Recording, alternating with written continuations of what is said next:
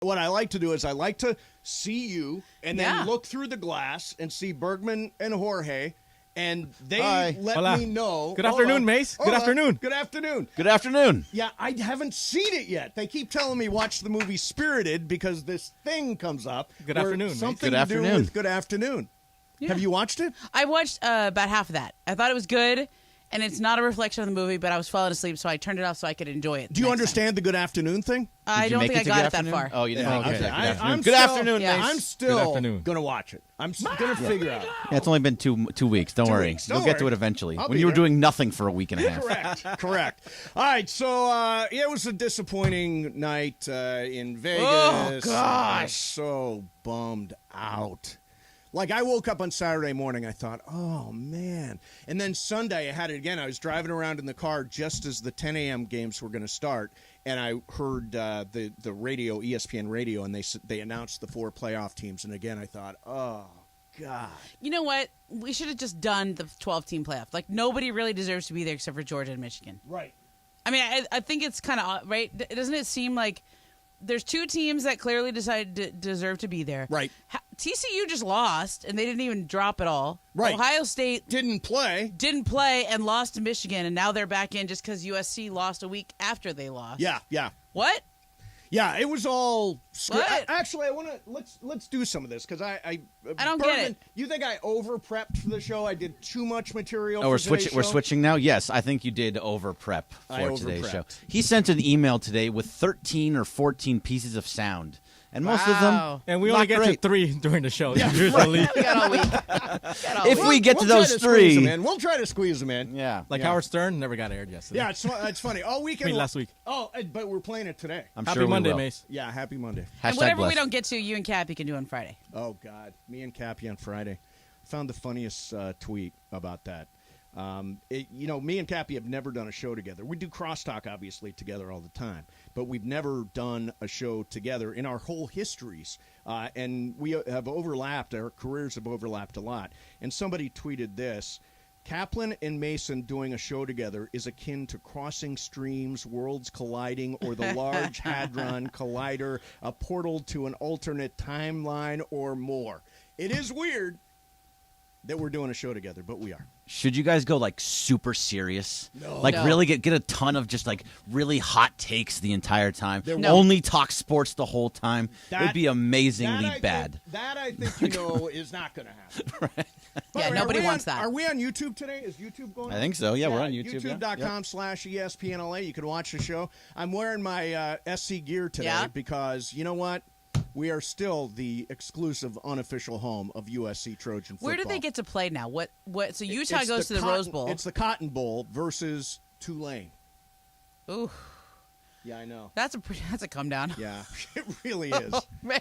We went from college football playoff to Tulane. It is a New Oh. Year's Day game. January 2nd is the New Year's Day games this year. Jeez. But, yeah, it is. And, I have tickets to the national championship game. I was all excited. I thought, It was meant to be. Yeah. It's at SoFi. It's at SoFi. I thought you're it gonna was going sell to those. happen.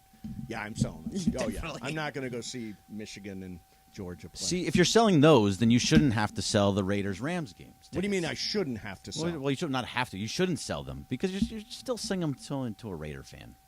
Like, Yeah. I want more Raider fans there, but they're already going to dominate anyway. Oh, yeah. They always Rams do it. fans have mailed it in. Right. So go to that game.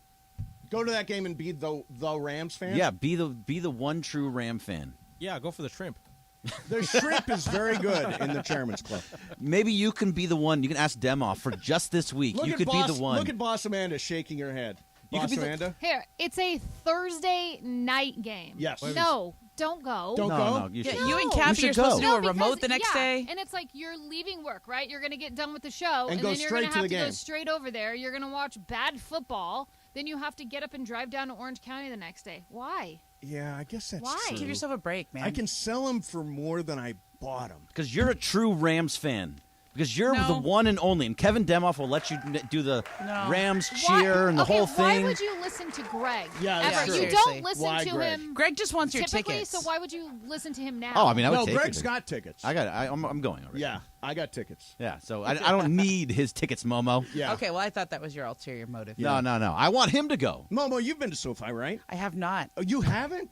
It's a great Give him the experience. Momo. I want to go. I don't know if I can go this Thursday though, because I'm just juggling I'm lots selling of them. things. I'm not getting yeah, I know. them to you. I can get money for them. No, I want to go, but it opened during the COVID, and then I was pregnant, Yeah, and then yeah, I got no, the I Go hear two you. when kids, you and can then, see quality football. Yeah. Mo. Well, no, the gonna Raiders. go when She's a it's Raider good. fan. Yeah, but still.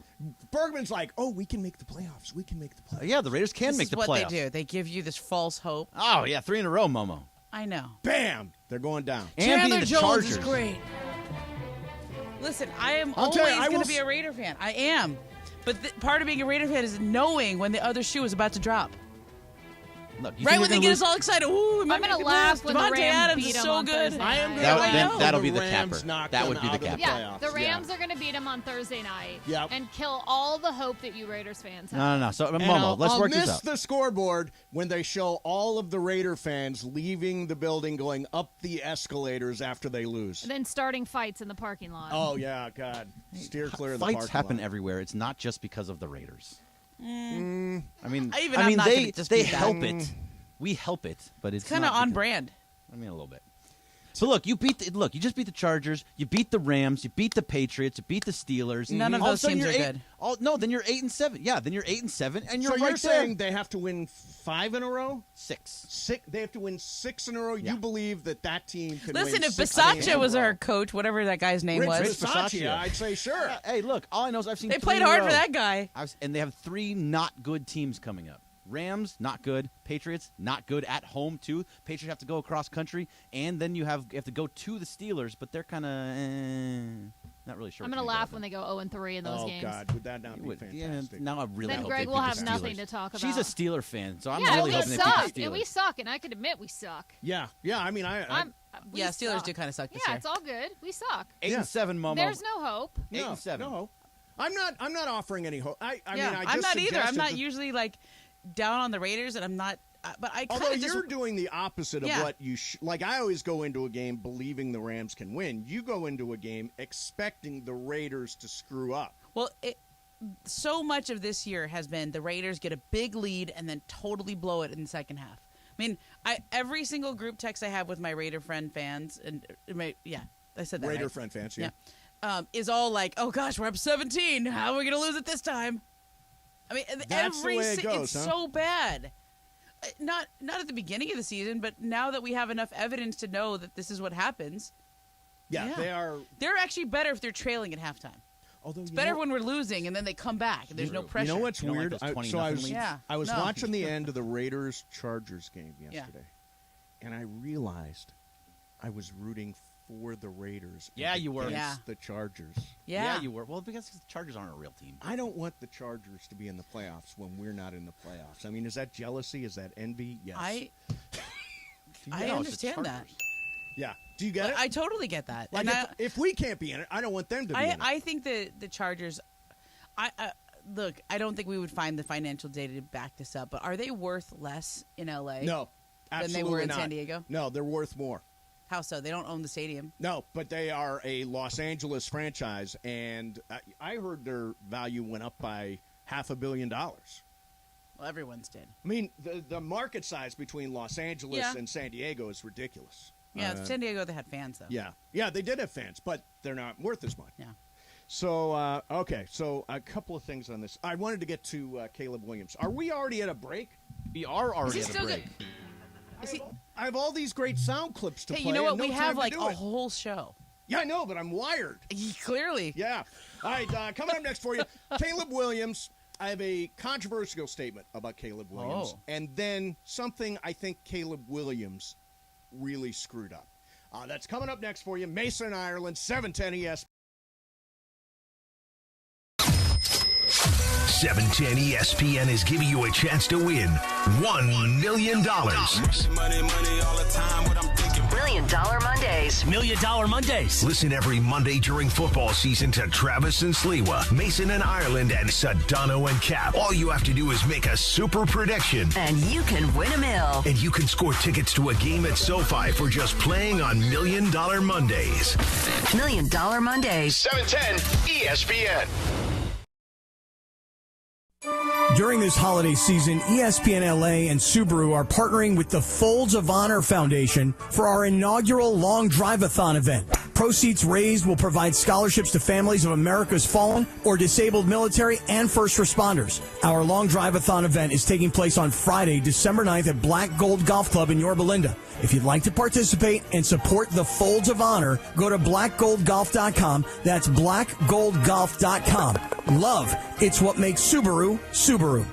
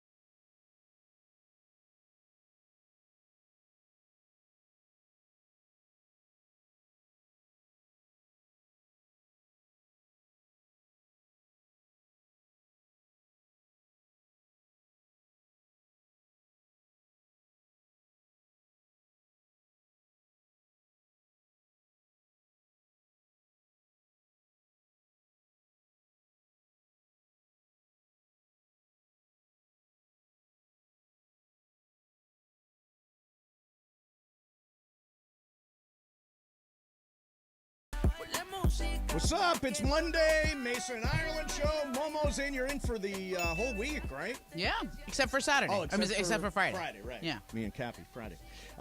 Mythical Money, how'd I do? You lost 2 of 3, so you're now down to $3,000. 3,000 mythical dollars. Who won the Rams bet this weekend? You did. You did. Yeah. You did.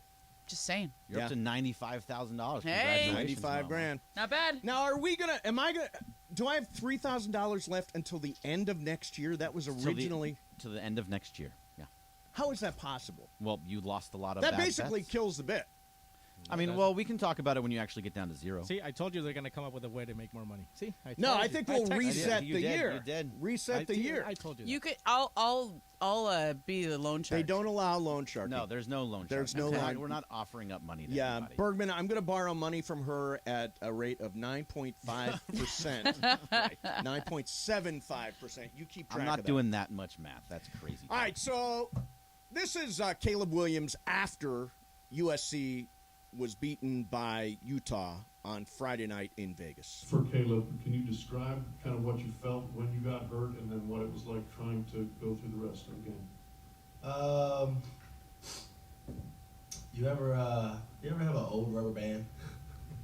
Yeah, I kind of felt like that, and then the rest of the game I felt it, but I had a something that I always go by, not always go by, but something that I have watched and admire, and a person that I admire is Kobe, and he always said the game is bigger than what you're feeling, and so I was in my head and encouraging myself that the game is bigger than what I was feeling. The game is bigger than what he was feeling. Again, citing Kobe. It's amazing how often it happens. How many athletes, younger, I mean, Caleb is 20, right?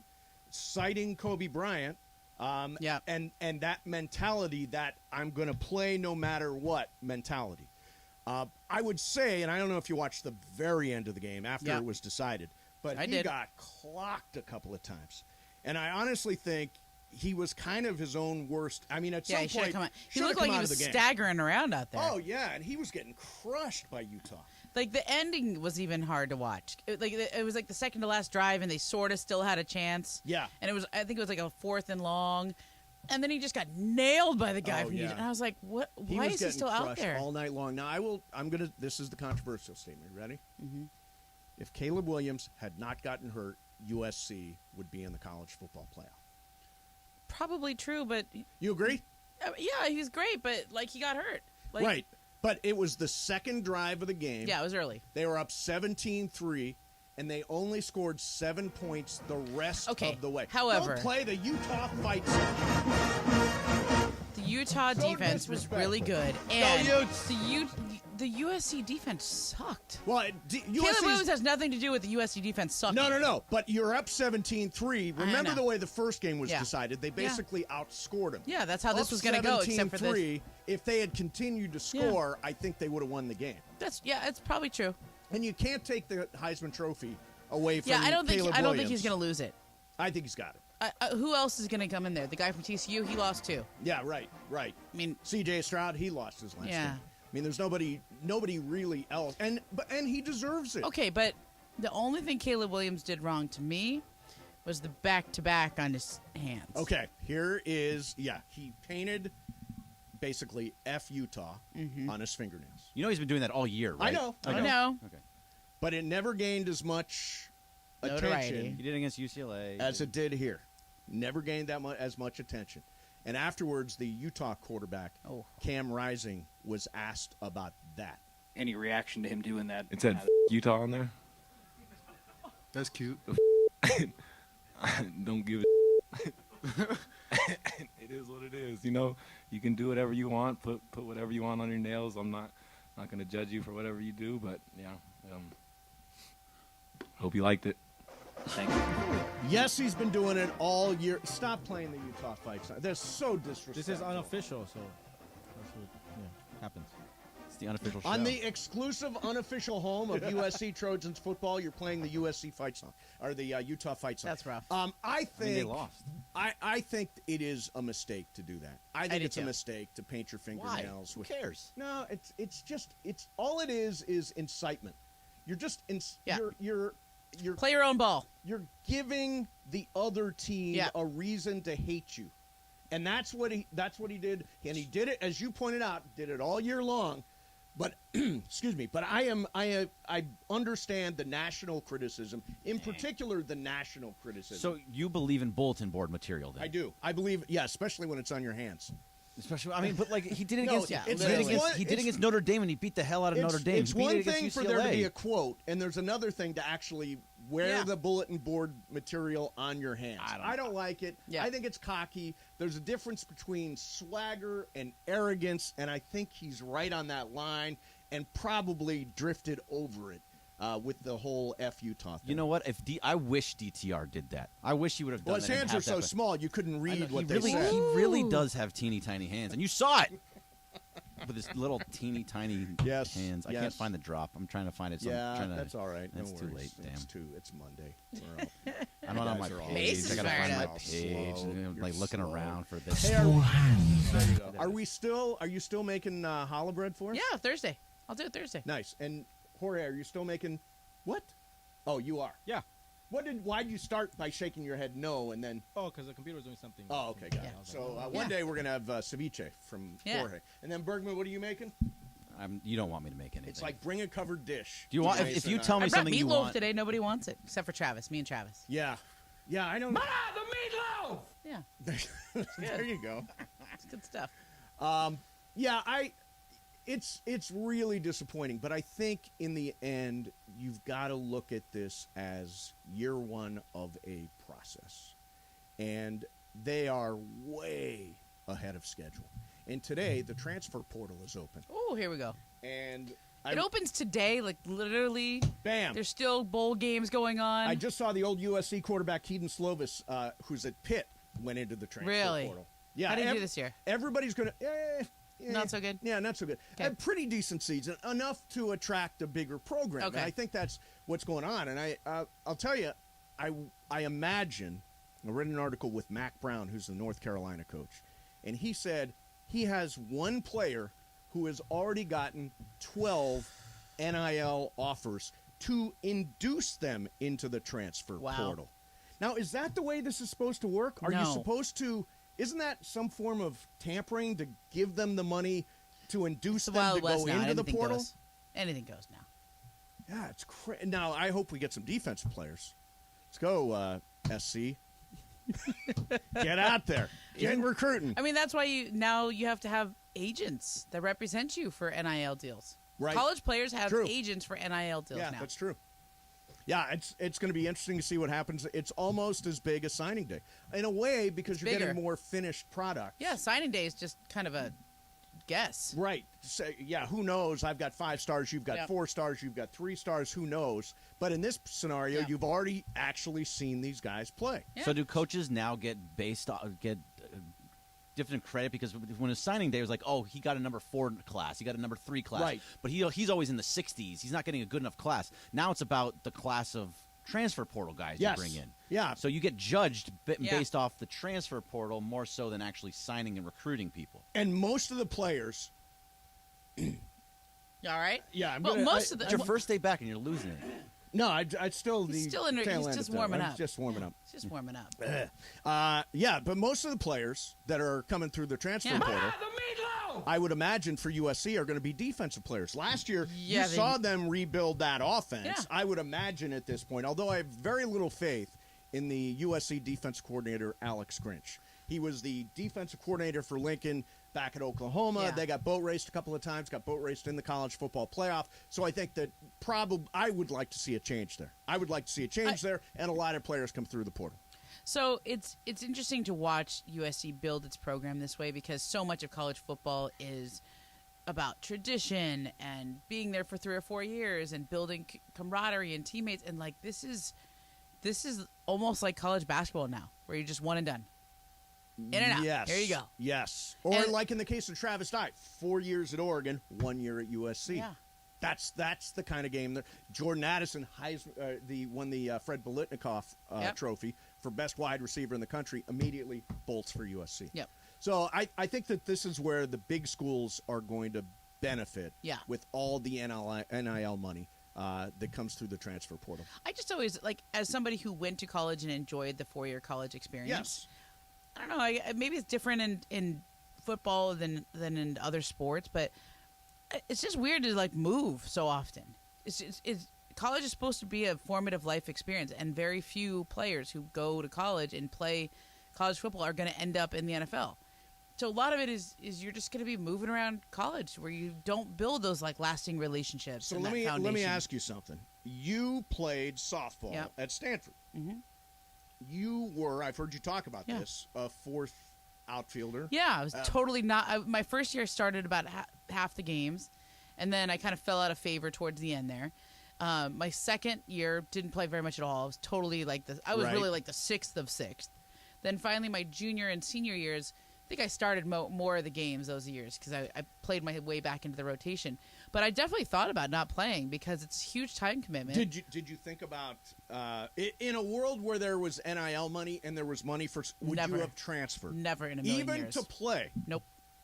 No interest at all. Stanford. Even to be a starter. I'm at Stanford. What am I going to do? I'm gonna go be in the world. There's not a professional softball league. No, but there's there is one softball. Now. Yeah, but I wasn't like that good. I was like, there's literally like 20 girls who are gonna have a career after college.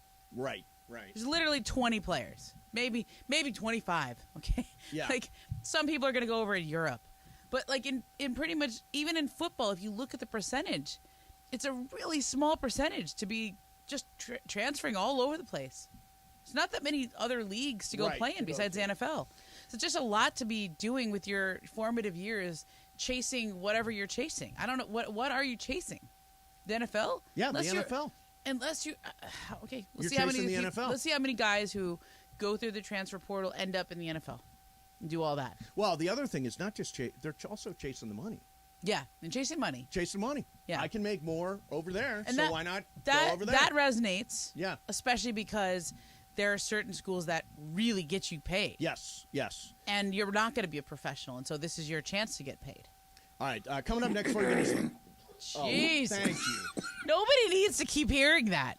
That was not me. That was like Mike Leach or somebody. Yeah, like Mike That was Leach. Mike Leach. That one, Mike that Leach. is so was- funny when you was played that not last week. me, not me. All right, coming up next for you, going to spin the wheel of questions. Hey, you're a small business owner, and it was hard during the pandemic to be able to deal with your employees and whether or not to keep them on.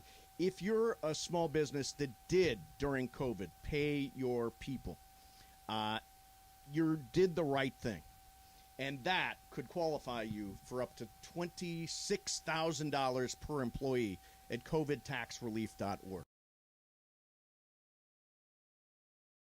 The deal is this. No matter what business you own, small business, could be a service business, could be a hospitality business, could be a church, a nonprofit, whatever those things are. If you kept people on the payroll, the government has set aside money to reward you for that. But it's really, really complicated, like everything else the government does. And the CPAs and the tax experts at covidtaxrelief.org will figure out how to unlock that.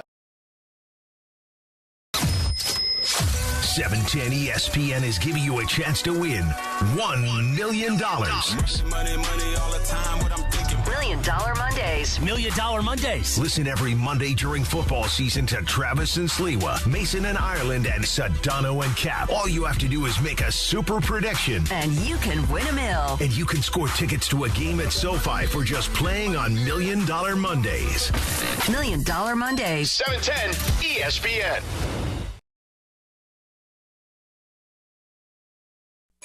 During this holiday season, ESPNLA and Subaru are partnering with the Folds of Honor Foundation for our inaugural Long Drive-a-thon event. Proceeds raised will provide scholarships to families of America's fallen or disabled military and first responders. Our Long Drive-a-thon event is taking place on Friday, December 9th at Black Gold Golf Club in Yorba Linda. If you'd like to participate and support the Folds of Honor, go to blackgoldgolf.com. That's blackgoldgolf.com. Love, it's what makes Subaru, Subaru.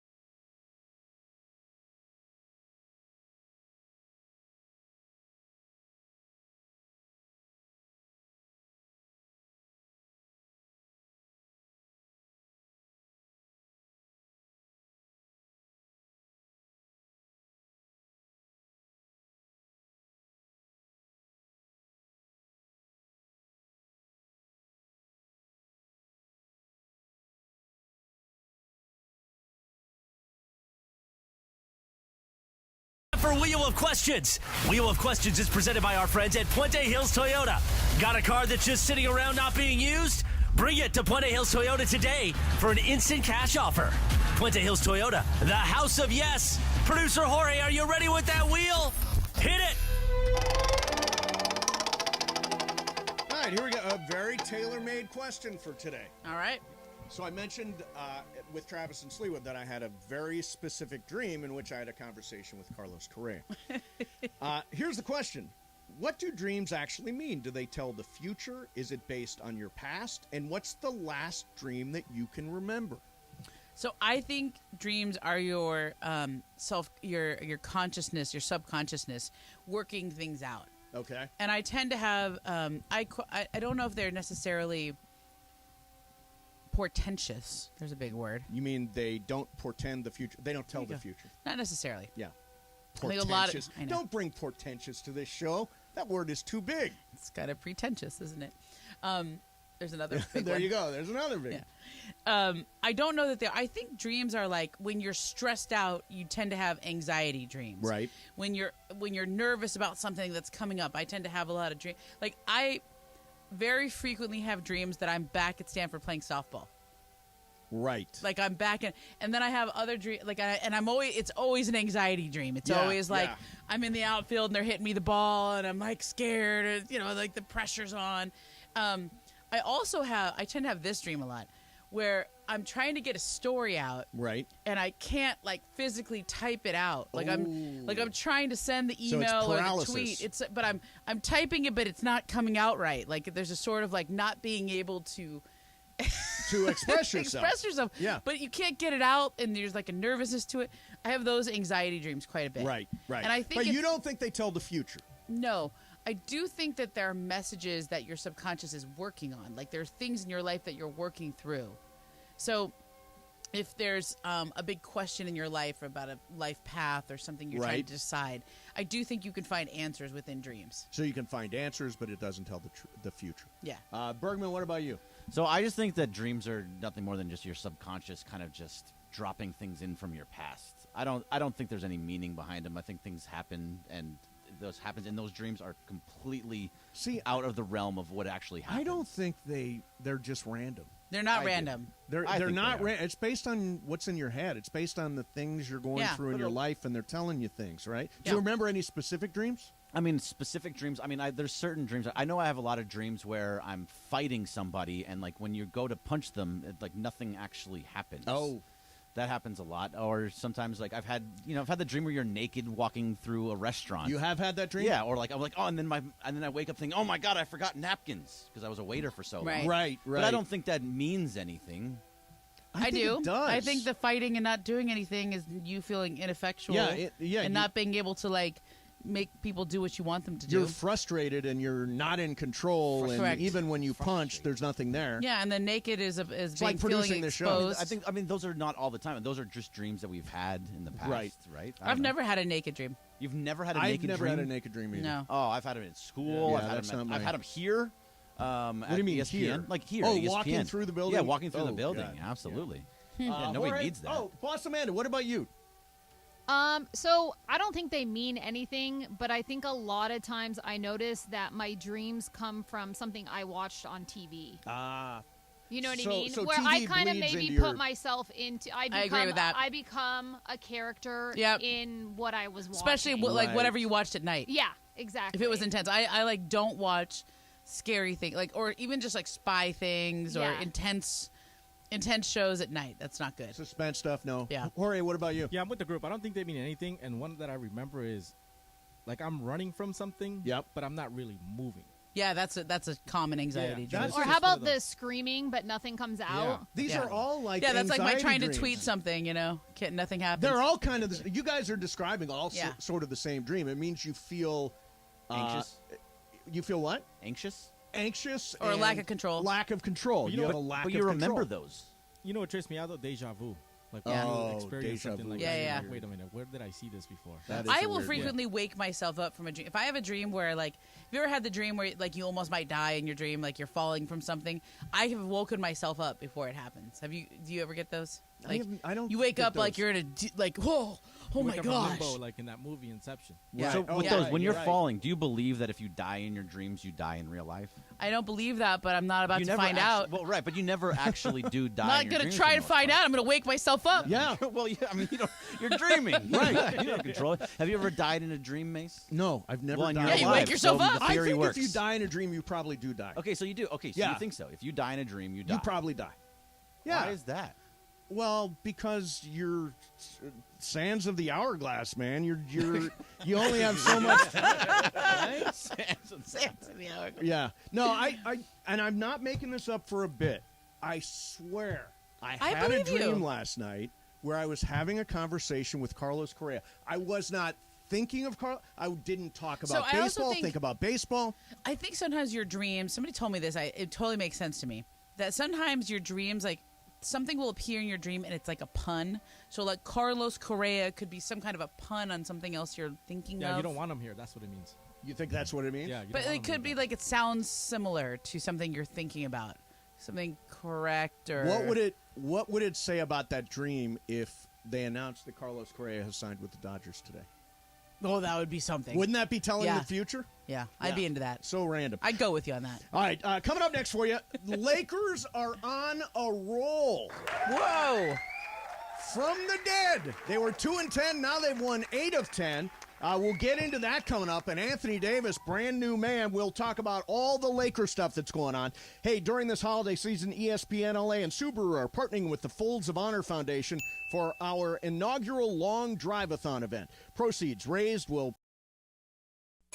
During this holiday season, ESPNLA and Subaru are partnering with the Folds of Honor Foundation for our inaugural Long Drive-a-thon event. Proceeds raised will provide scholarships to families of America's fallen or disabled military and first responders. Our Long Drive-a-thon event is taking place on Friday, December 9th at Black Gold Golf Club in Yorba Linda. If you'd like to participate and support the Folds of Honor, go to blackgoldgolf.com. That's blackgoldgolf.com. Love, it's what makes Subaru, Subaru.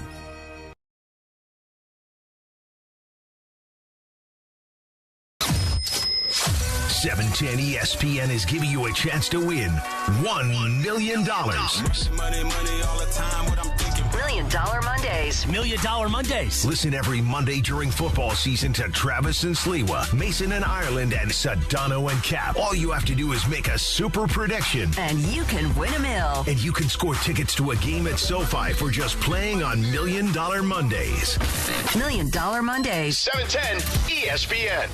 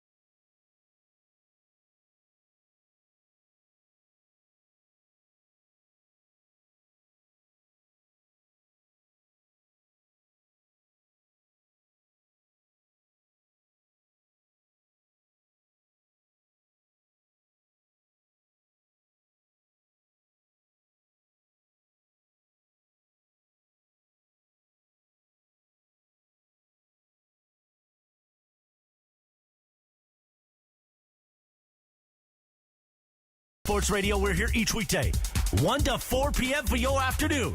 Sandwich between Travis and Sliwa and Sedano and Cap. Mason and Ireland continues now. There's so much going on right now. Trojans lost to Utah. They will now play Tulane on January 2nd in the Cotton Bowl. The Trojans, by the way, only 1-point favorites, and already Oh, because no one's going to play. Lincoln Riley has said he's not sure if Caleb Williams is going to be able to play because of the hamstring injury he suffered Friday night. College football playoff is set. Number 1 Georgia versus number 4 Ohio State. Number 2 Michigan versus number 3 TCU. Rams lost yesterday 24-20 at SoFi. They fall to 3-9. Baseball news. Dodgers have signed Clayton Kershaw, 1 year, $20 million. The Mets have signed Justin Verlander, 2 years, $86 million. And here comes the big one. $43 million average annual salary. Do I have that right? Average annual value. Yes. Yeah, and there's also a vesting option that could take effect for the 3rd year. So he didn't get the 3rd year, but if he plays enough, he'll get the 3rd year. And the big one. This one's going to hurt. Trae Turner, who was my favorite Dodger to watch this past year. He's so good. Will now be a member of the Phillies. He signed for 11 years, $300 million, a $27 million annual average value, full no trade, and no opt-outs, which means the shortstop position now for the Dodgers is wide open.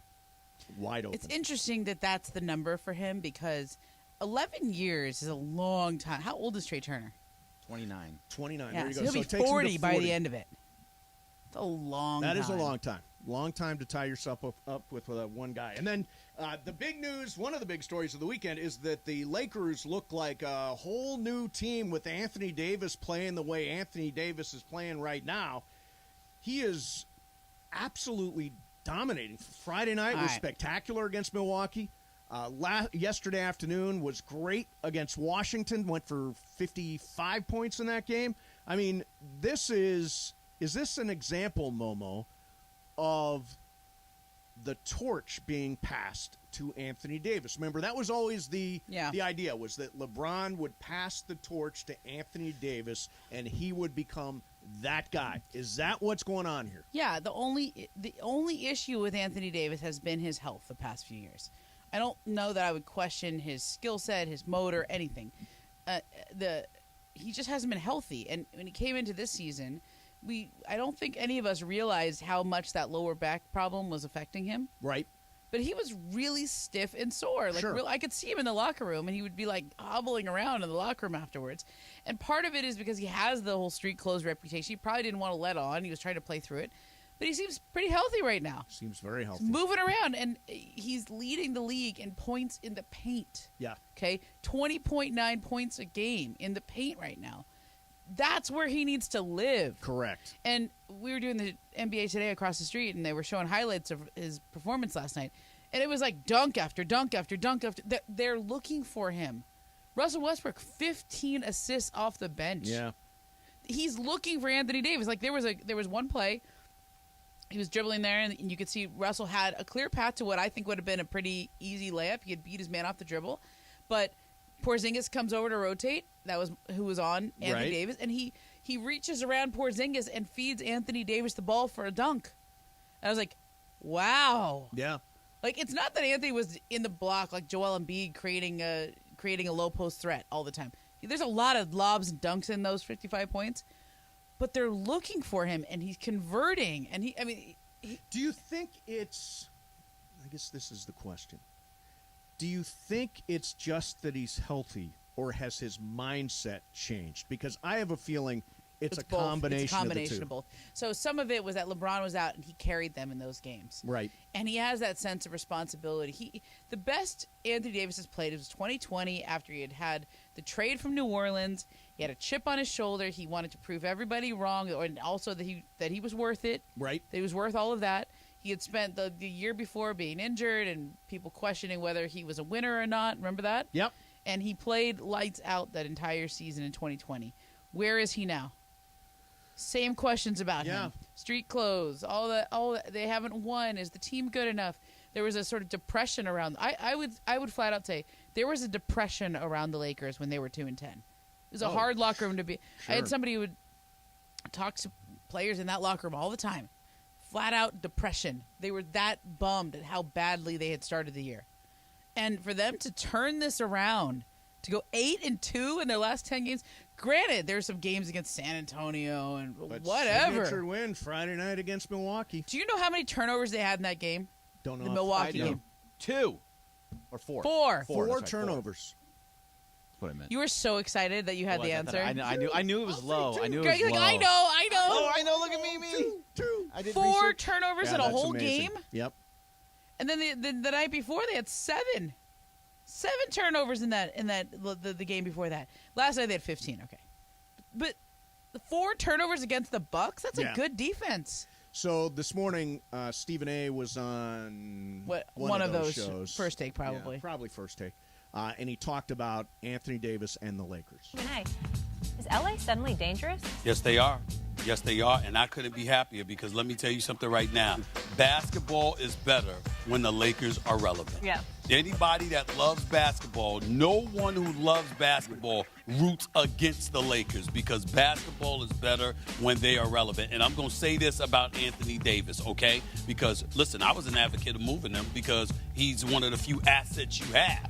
But let me tell you something. The way he's playing right now, not only has he been sensational, not only has he reminded people of his greatness, Anthony Davis is a legitimate, bona fide league MVP candidate. Whoa. Right now. He plays like this, he's an MVP candidate. Make no mistake about it. It's been sensational. Right, let's go. I watched it yesterday. He put on a show. As of this moment, he is an MVP candidate. Okay. Wait a minute. You really dispute that? Not the yet. way he's playing right now? Let's let them get over 500 first. No. As of this moment, would he, or as of today, would he be on your MVP ballot? No. He would not be. Not because he's not great, but, like, come on. Jason Tatum, Devin Booker, Giannis, Luka Doncic. I mean, he's not ahead of those guys right now. You don't think he's an MVP candidate? Not yet. Let's let them get over 500. Let's let them. This is a good start. They should be 9-1 in their last 10 games, except for that Indiana game. Right. Remember that one where they blew the Sure, 17-point they blew lead? the lead, yeah. Okay, but they're not even over 500 yet. Let's give that some time before we go. Where is he in scoring per game?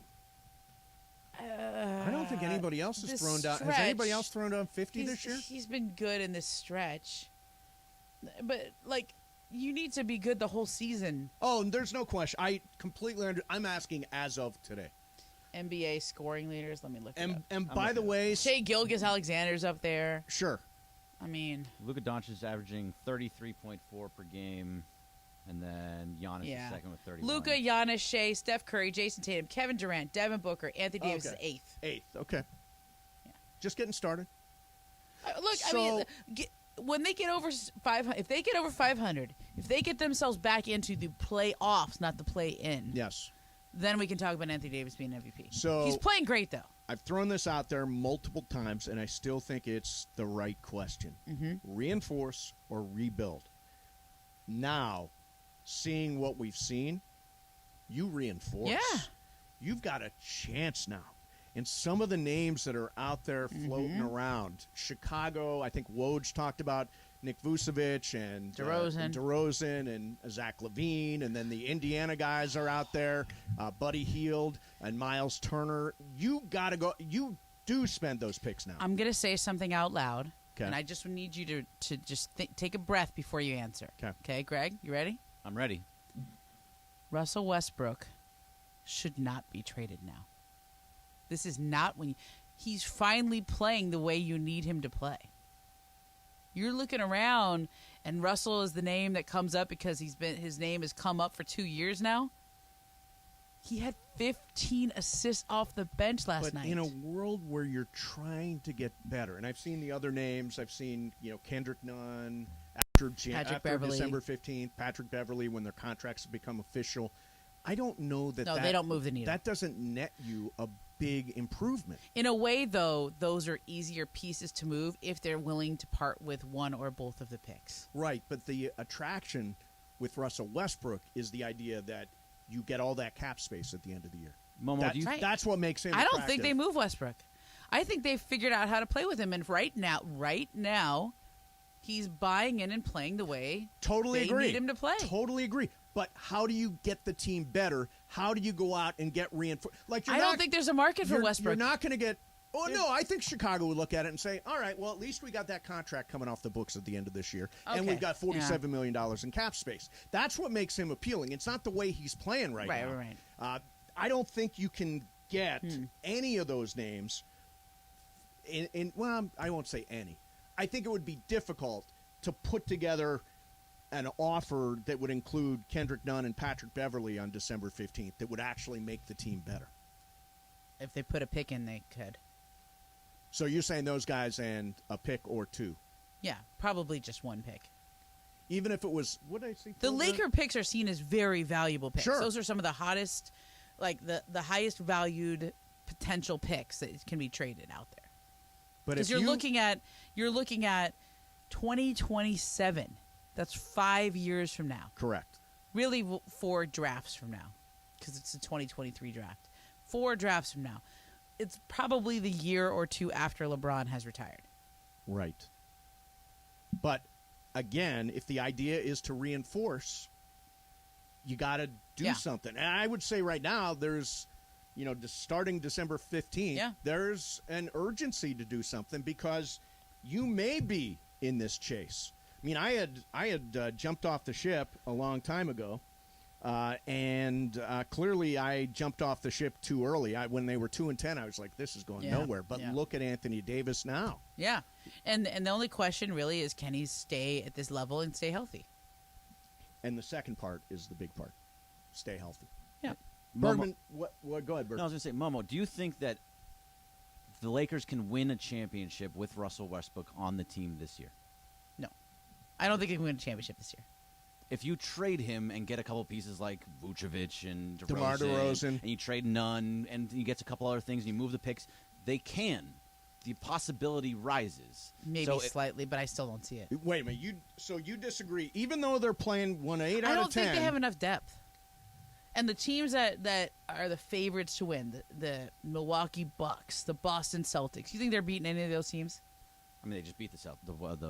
Well, I know, Bucks, but that's in a 7-game team series, no, probably not. But it just depends. I mean, if you move Westbrook for a couple big good pieces, and then you move Nunn and Beverly for a couple good pieces that are had to your depth, and maybe it's 3-point shooters, maybe it's guys on for play more defense. Again, we're on there. the LeBron clock, and to me, if you're Rob Pelinka right now, it is a fair question to say, should I go all in? And I think he should. They've played what they have done in the last 10 games.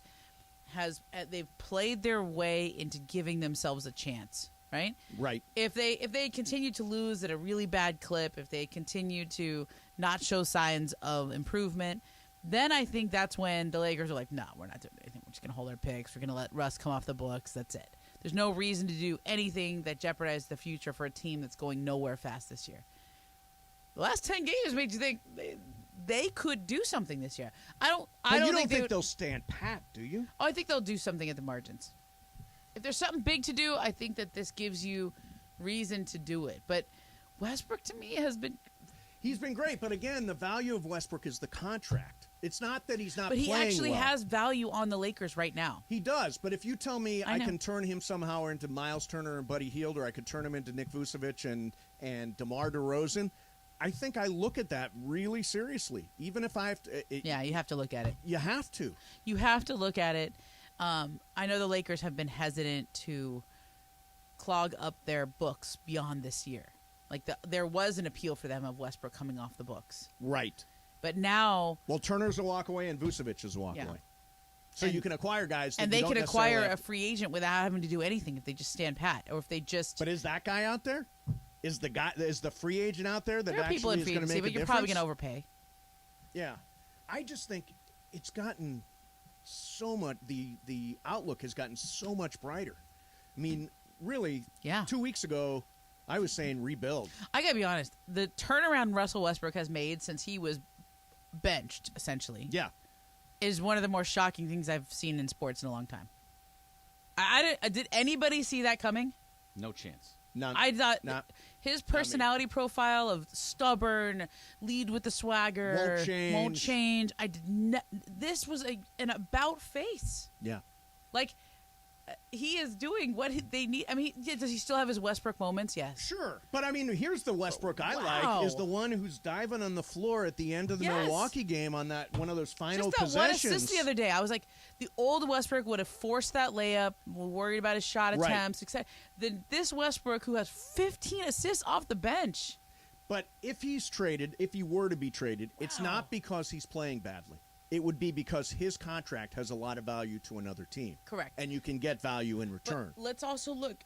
The reason the Lakers got Westbrook in the first place, go back to the original rationale, is that he plays all the time.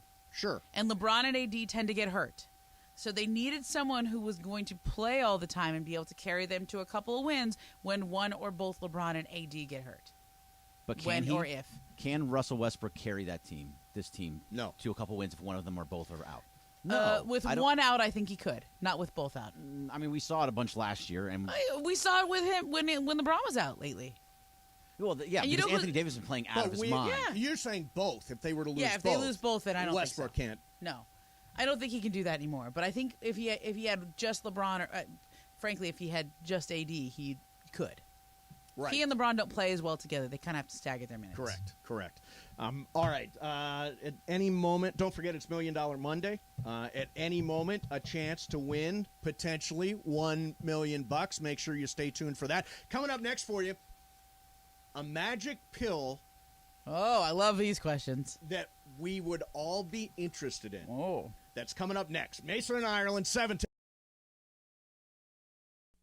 During this holiday season, ESPNLA and Subaru are partnering with the Folds of Honor Foundation for our inaugural Long Drive-a-thon event. Proceeds raised will provide scholarships to families of America's fallen or disabled military and first responders. Our Long Drive-a-thon event is taking place on Friday, November 9th at Black Gold Golf Club in Yorba Linda. If you'd like to participate and support the Folds of Honor, go to blackgoldgolf.com. That's blackgoldgolf.com. Love, it's what makes Subaru, Subaru.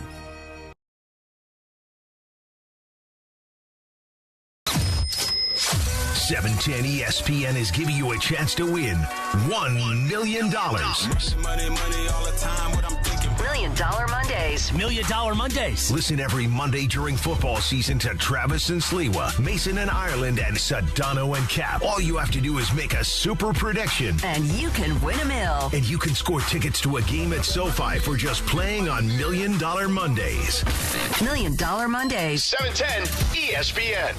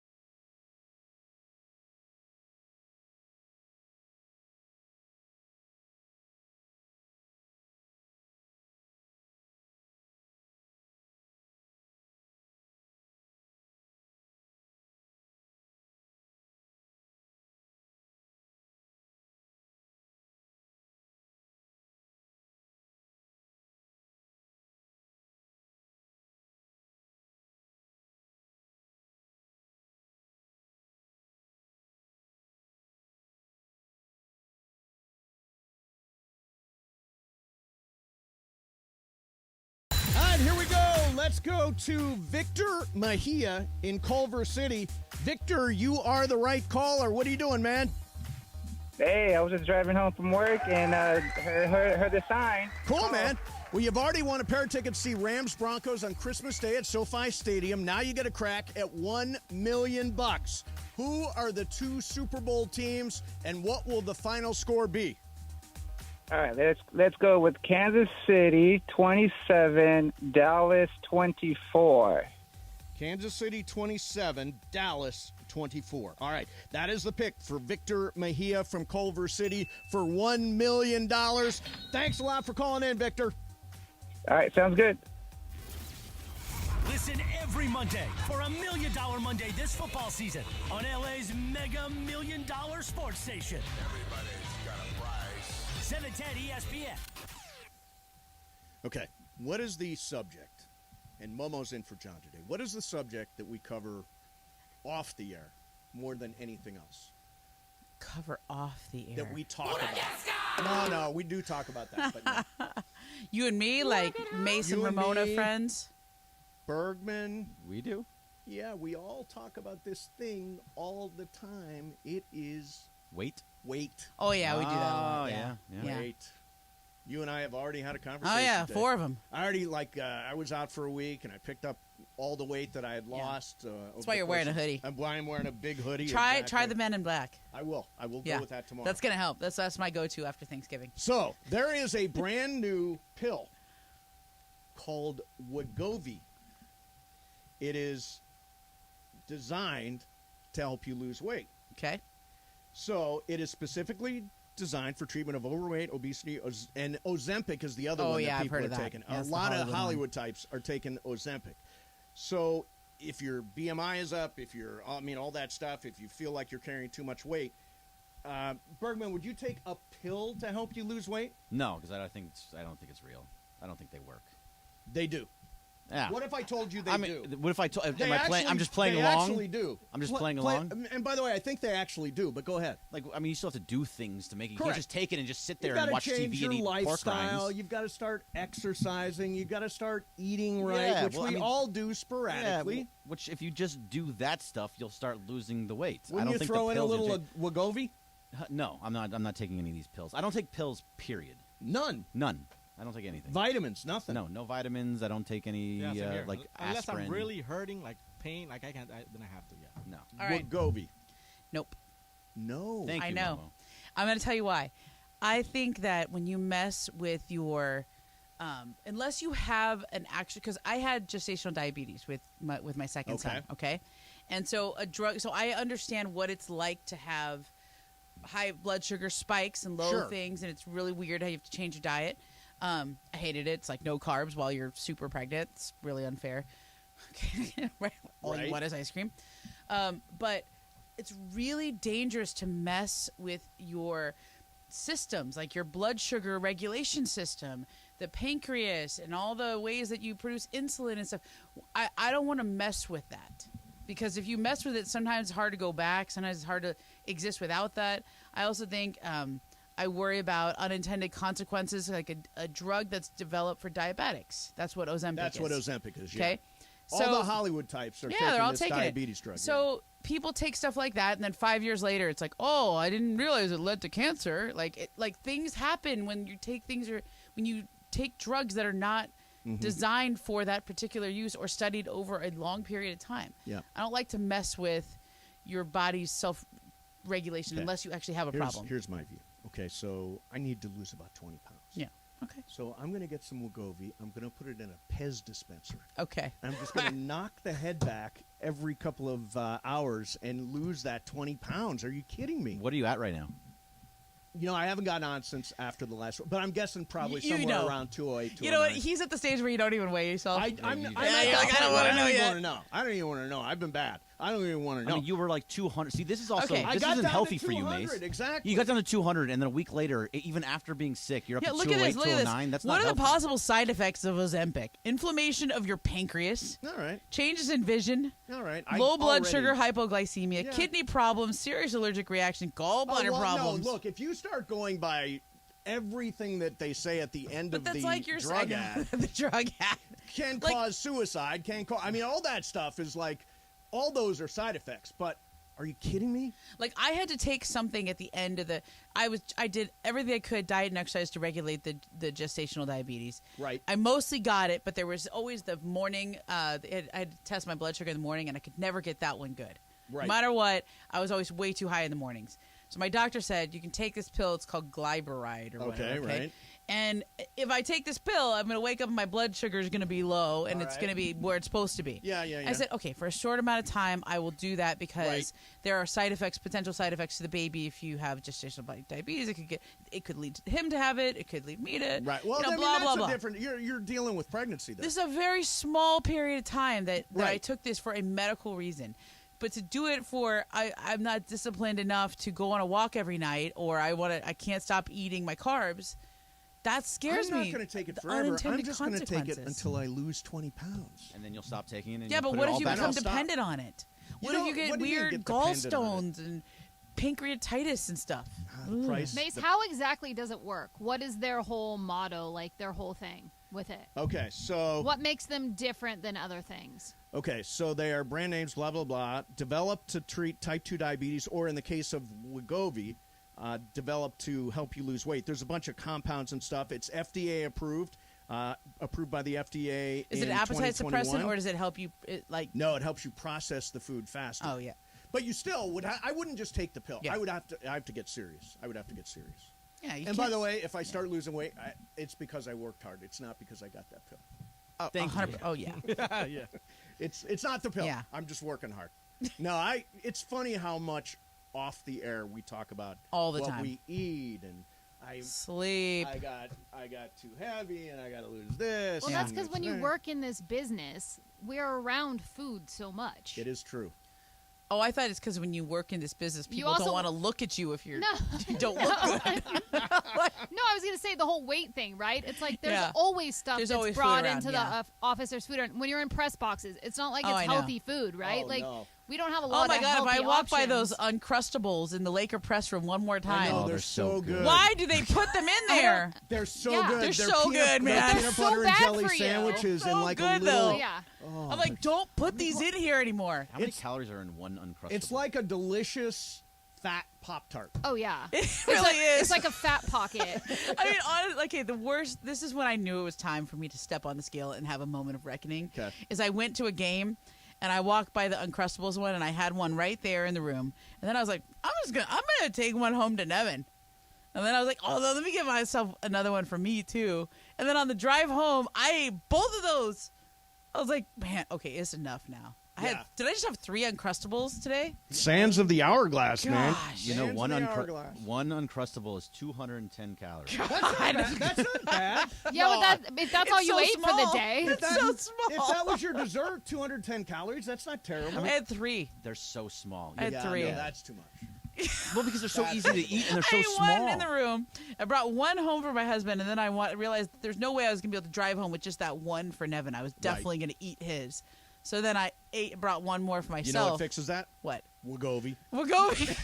You see, the problem is we have this access to free food, Yes. right? It's free, so you Yes. keep grabbing it. Like at Rams games, Yes. what do I eat at halftime? Chicken fingers and Chicken French fingers. fries. Nothing wrong with That's that. what we get 'Cause they're in there. the press box, right? It's yeah. like, Yeah. and you get free candy and all this stuff, and so it's like, oh, I'm not going to say no to it. It's free. Amanda, I don't even like going to the market anymore because I just buy things that I know I shouldn't buy. So I never do all the grocery shopping. Like Oh, I you don't even go into the I don't grocery even want to store. go in because if I go in, I'll come home with a bunch of food that I'm going to eat. Yeah. I'd rather Well- just not buy it. Like yesterday, we had a holiday party for some of my girlfriends and I. We always do this every holiday party, and I brought my little. I always bring the fondue set, so it's like hot cheese. It's so good, and I always bring the bread to dip it in hot cheese and some apples and some Right. charcuterie. Okay. And I got Hawaiian sweet rolls, and we chopped those up. Yeah, those are And always people good. are dunking that in the fondue thing. Always good. And she's like, "Do you want to take the rest of these home?" And I'm like, "Absolutely not. Right. They will not make it to morning." Well, everybody here. It's like, oh, there's pizza in the conference room. Oh, yeah. Yeah, Okay, yeah. sure. There's a dozen donuts in Yeah. the bullpen. Yeah. It's like free food in the kitchen. There's always food around here. And like then you think it doesn't count. Yeah, sure. Oh, I just had that donut. Oh, it always counts. All right, coming up next for you. We'll talk about all the baseball movement. A bunch of free agents have signed over the course of the last 48 hours. Plus the message that Dion Sanders, who's taken over the job at CU, gave the current CU players after he was introduced Coach Prime. over the weekend. That is coming up for you. Mason and Ireland, 710.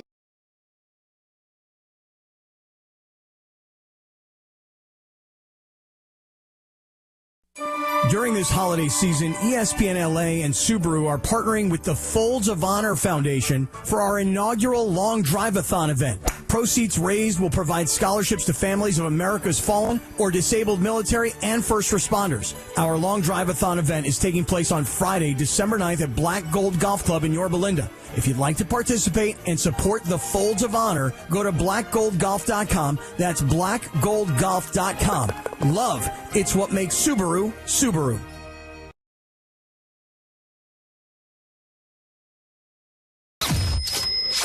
$710 ESPN is giving you a chance to win $1 million. $1 Million Mondays. $1 Million Mondays. Listen every Monday during football season to Travis and Sliwa, Mason and Ireland, and Sedano and Cap. All you have to do is make a super prediction. And you can win $1 million. And you can score tickets to a game at SoFi for just playing on $1 Million Mondays. $1 Million Mondays. 710 ESPN.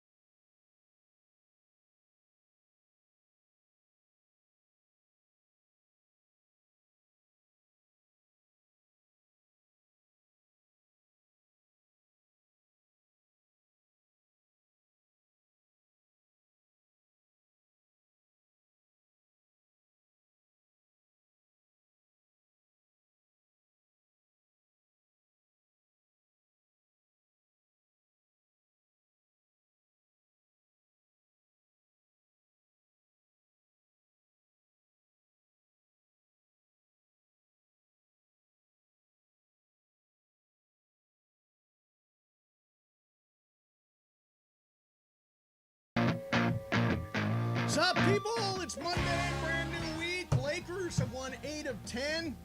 Rams lost. You could have skipped right over that. How about those Rams? 3-9. And he says the guy wearing the SC hoodie and hat. Correct. And SC loses. Very disappointing weekend. I respect that you showed up in your gear I today. decided I was, you know what? Yeah. Look, this is the exclusive unofficial home of USC Trojans football. We're getting ready for that Cotton Bowl now. Are you going to go? No. I'm going to sit this one out.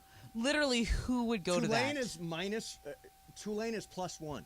They should be. No one should from SC should go. Like, they shouldn't play any of their main guys in that. You Don't really get think hurt. That? No, I think you want to win that game. You want to win, but I don't want Caleb Williams out there. doesn't sound like he's going to be ready to go because of the hamstring. That's the thing about college. All this thing with the college football playoff and the bowl games and there's a lot of guys on who are not going to play. Some of the stars on all 4 of those teams are not going to play. Who's the receiver from Ohio State? Not going to play. Right. With the 2 names, the hyphenated last name. Yes. He's a pro prospect, not going to play. The whole system is not set up right, and the 12-team playoff can't fix that issue. You don't think that the 12-team playoff can fix it? I absolutely think it can fix it. Don't you?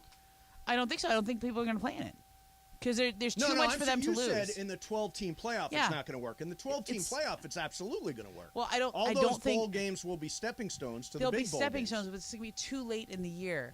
And a lot of players are going to sit out because they don't want to get hurt for the draft. This is becoming more and more. Think about this. If you've got a chance to win the national championship, or if right now USC was getting ready for a quarterfinal match in the round of 16 in the or round of 12 in the college football playoff, are you telling me Caleb Williams wouldn't do everything he could to be out there playing He'd for a play national because he has another championship? year of eligibility. But you don't think guys want to win a national championship? If they get to the 12-team playoff, they're not going to play? I think they absolutely are going to play. There's going to be a handful that don't. Handful. Yeah, a handful of really good players. All right, let me pivot here because I want to get to some. It's got to be earlier. Got to do it earlier. All right, let's get to some baseball. All right.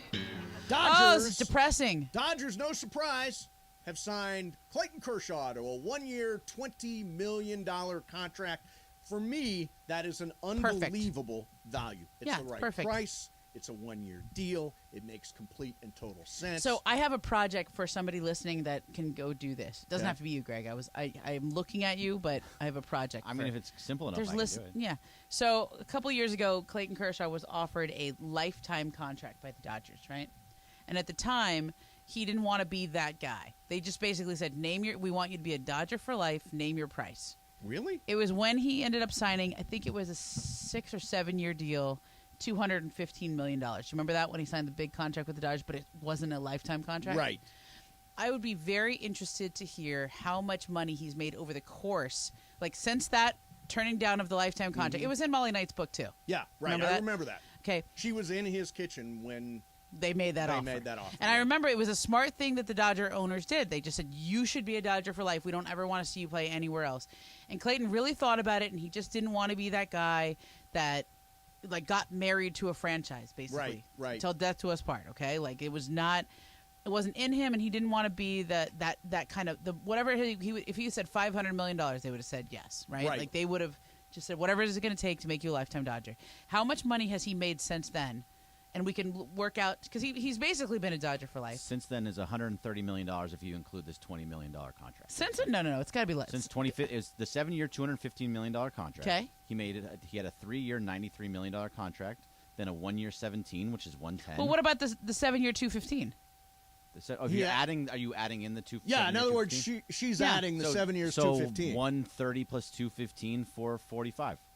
So he was smarter about it than signing the lifetime deal, right?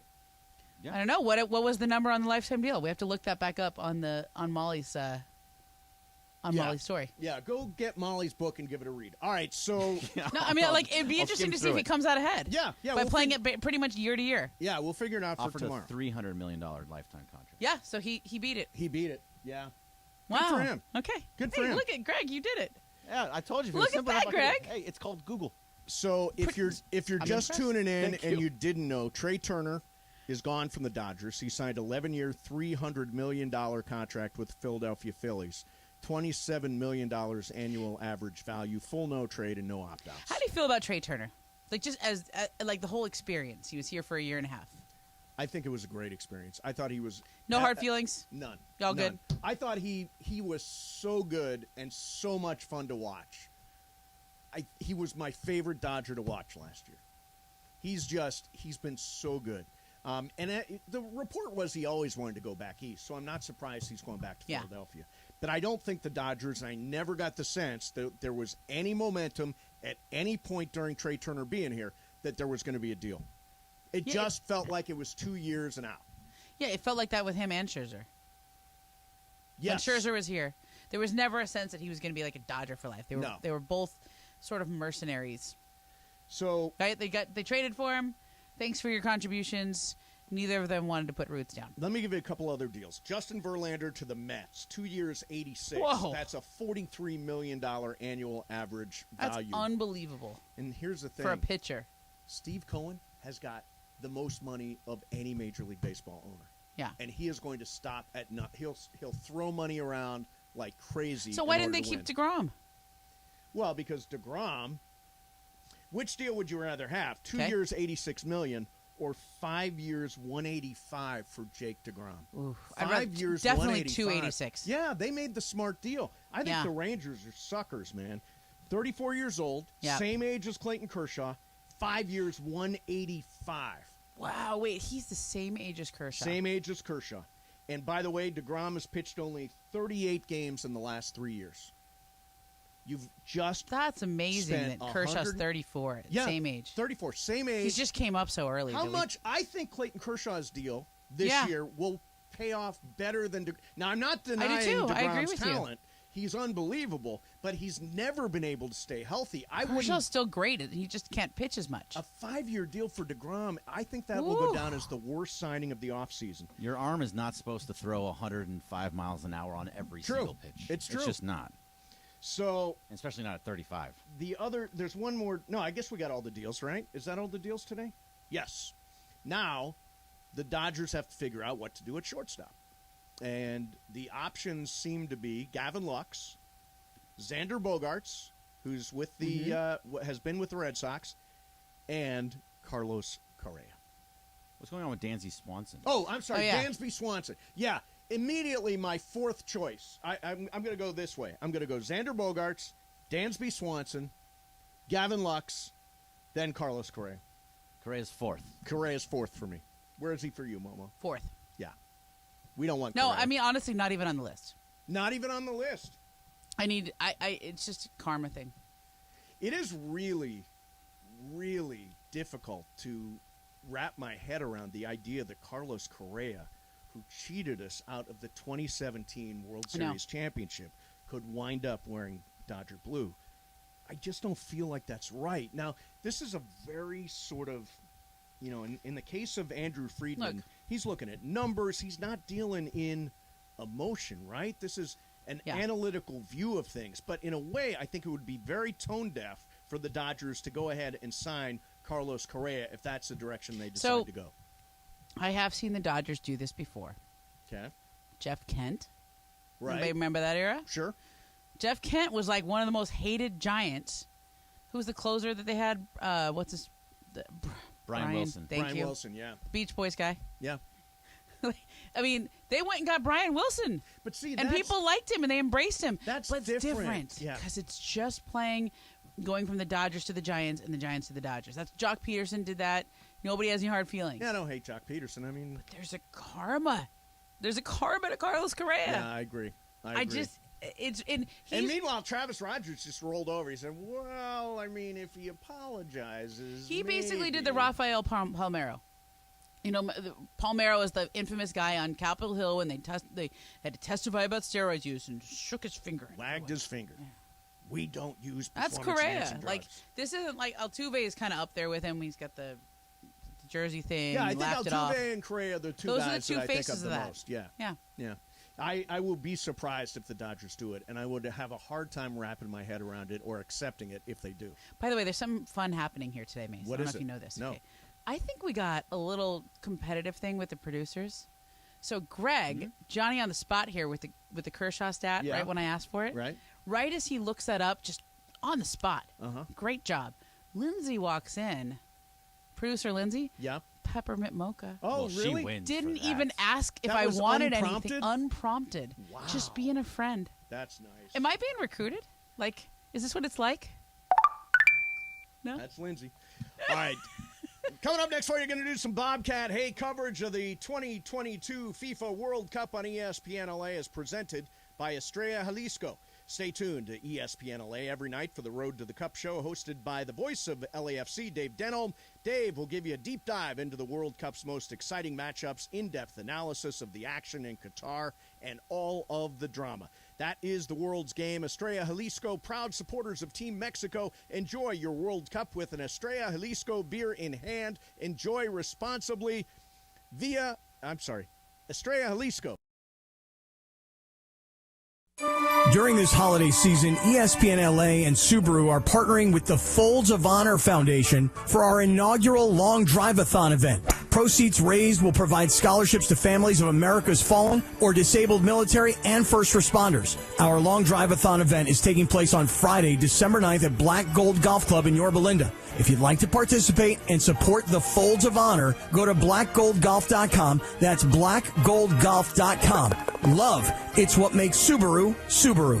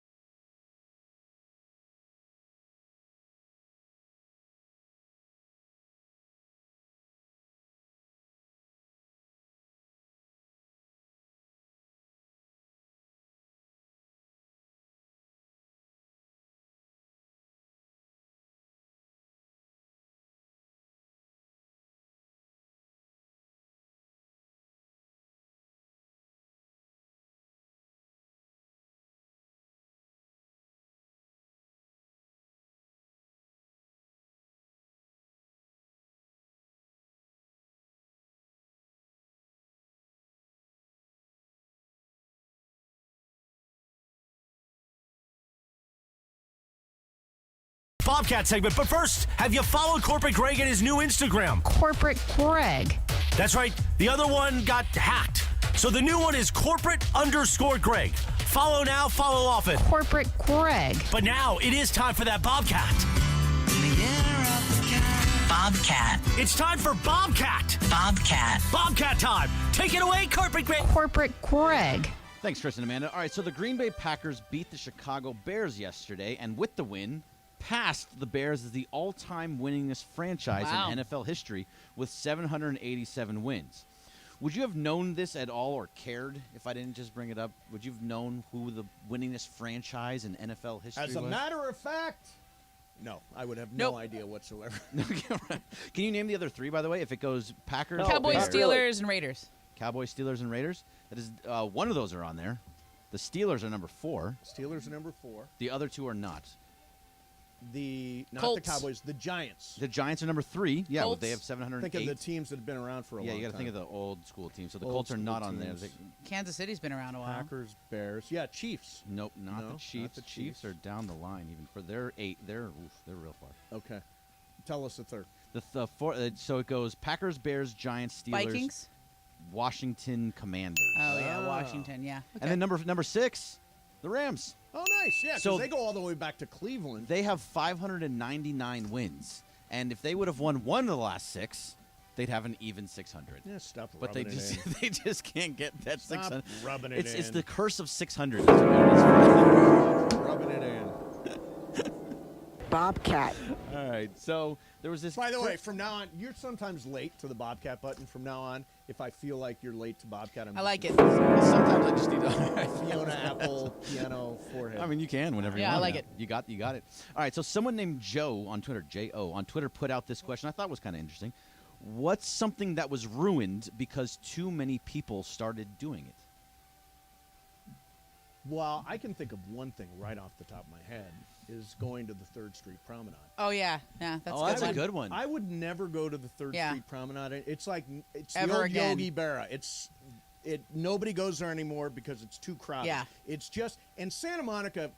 I mean, I love it's so overbuilt, especially right at Ocean Yeah. Avenue. I would never go back to Santa Monica.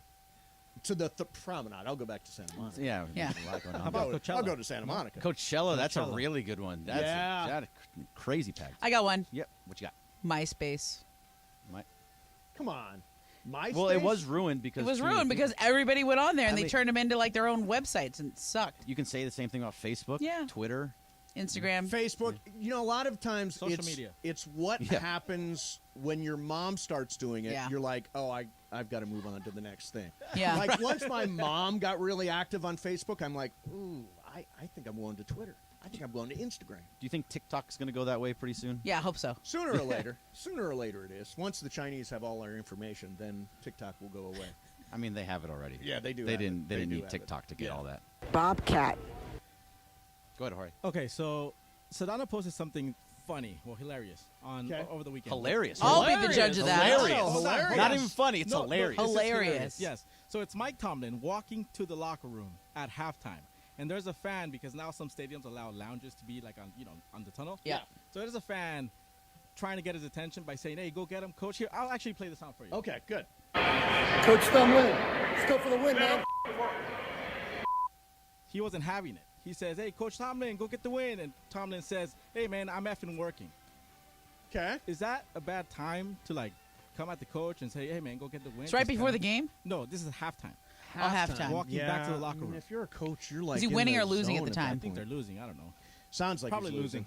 I don't know. There's never really a reason why you should F off a fan. That Yeah. sounds like what he did, but that's not a time to approach a coach. Like, I even feel bad sometimes Yeah. when they do halftime interviews. I'm like, Yeah. this last thing this guy is thinking know. is talking to a halftime reporter. So, yeah, I guess I think it's not an appropriate time to ask questions or to try to pester people for a picture. Yeah. Is that what that guy wanted? Was like a No, selfie? he was just like It's like literally filming just up. being a nice, like, hey, way to go, coach. Hey. Where you go, Yeah. coach? Go get the win. And I don't he's like, think "Man, the I'm F I off think is you just appropriate need to there. like ignore that. If you're Right. Mike Don't Tomlin, even like don't acknowledge him, say right? anything. Yeah, don't say anything. Just let it go. Just Yeah. pretend like you didn't now, hear. is that what was hilarious? Is that the hilarious Yeah, part? because I saw it and I started you laughed. laughing. Yeah, I was like, man, this is Okay. Yeah, And I wouldn't retweeted call it too. hilarious, but okay. Oh, that's hilarious to me. You gotta watch it. Levels I'll send you the down video. from hilarious. What I maybe find funny, you might not find too funny. I would True. I would say it's at the chuckle level. Yeah.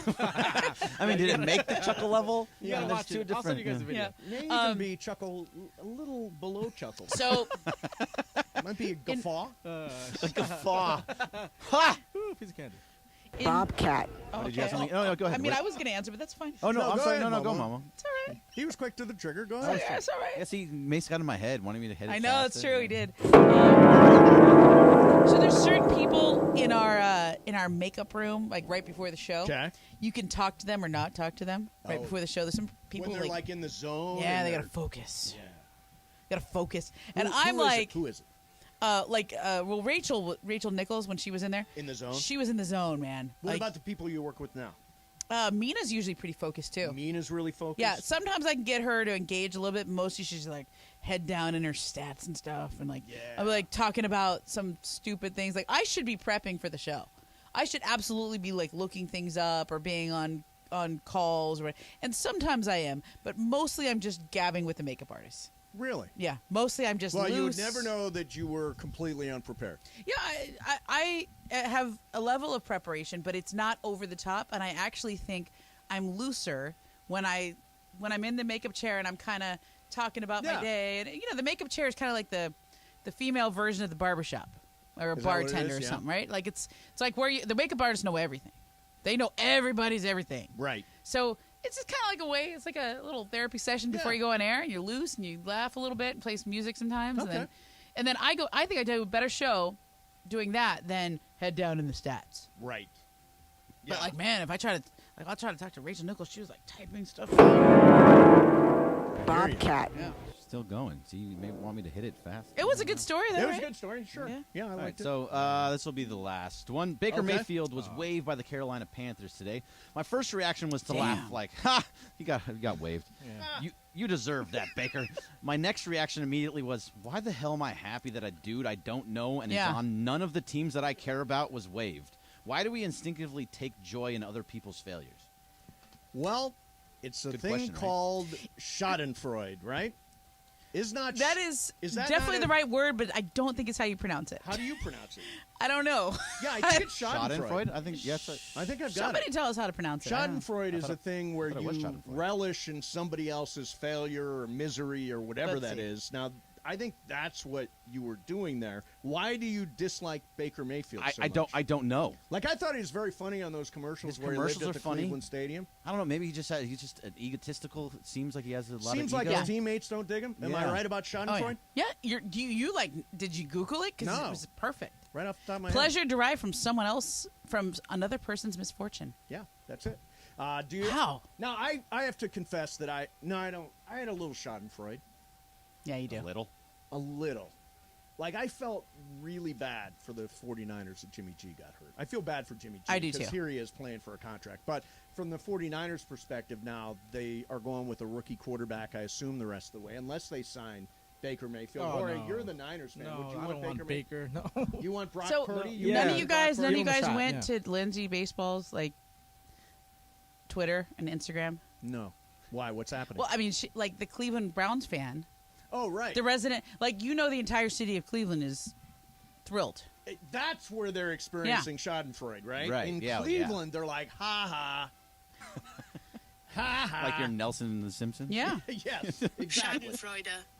Schadenfreude. Well, Yeah. it's very close. Really Schadenfreude. close. That's the German It's like version. kind of impressive. Yeah. It's a big word and foreign too. I'm really impressive. No, he's impressive. All right. Hey, during this holiday season, ESPNLA. Thank you very much, Bergman. That's a very fine Bobcat.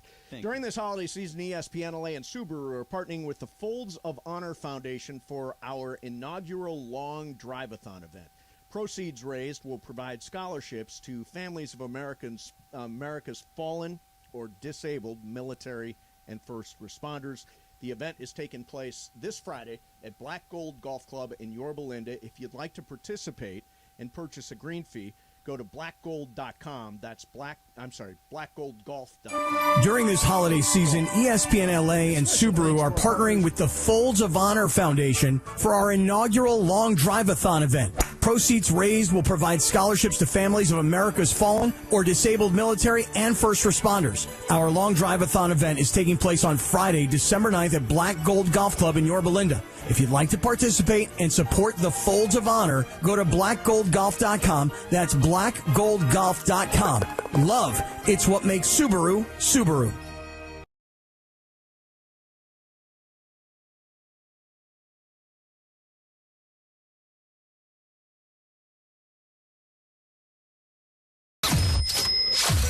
710 ESPN is giving you a chance to win $1 million. $1 Million Mondays. $1 Million Mondays. Listen every Monday during football season to Travis and Sliwa, Mason and Ireland, and Sedano and Cap. All you have to do is make a super prediction. And you can win $1 million. And you can score tickets to a game at SoFi for just playing on $1 Million Mondays. $1 Million Mondays. 710 ESPN.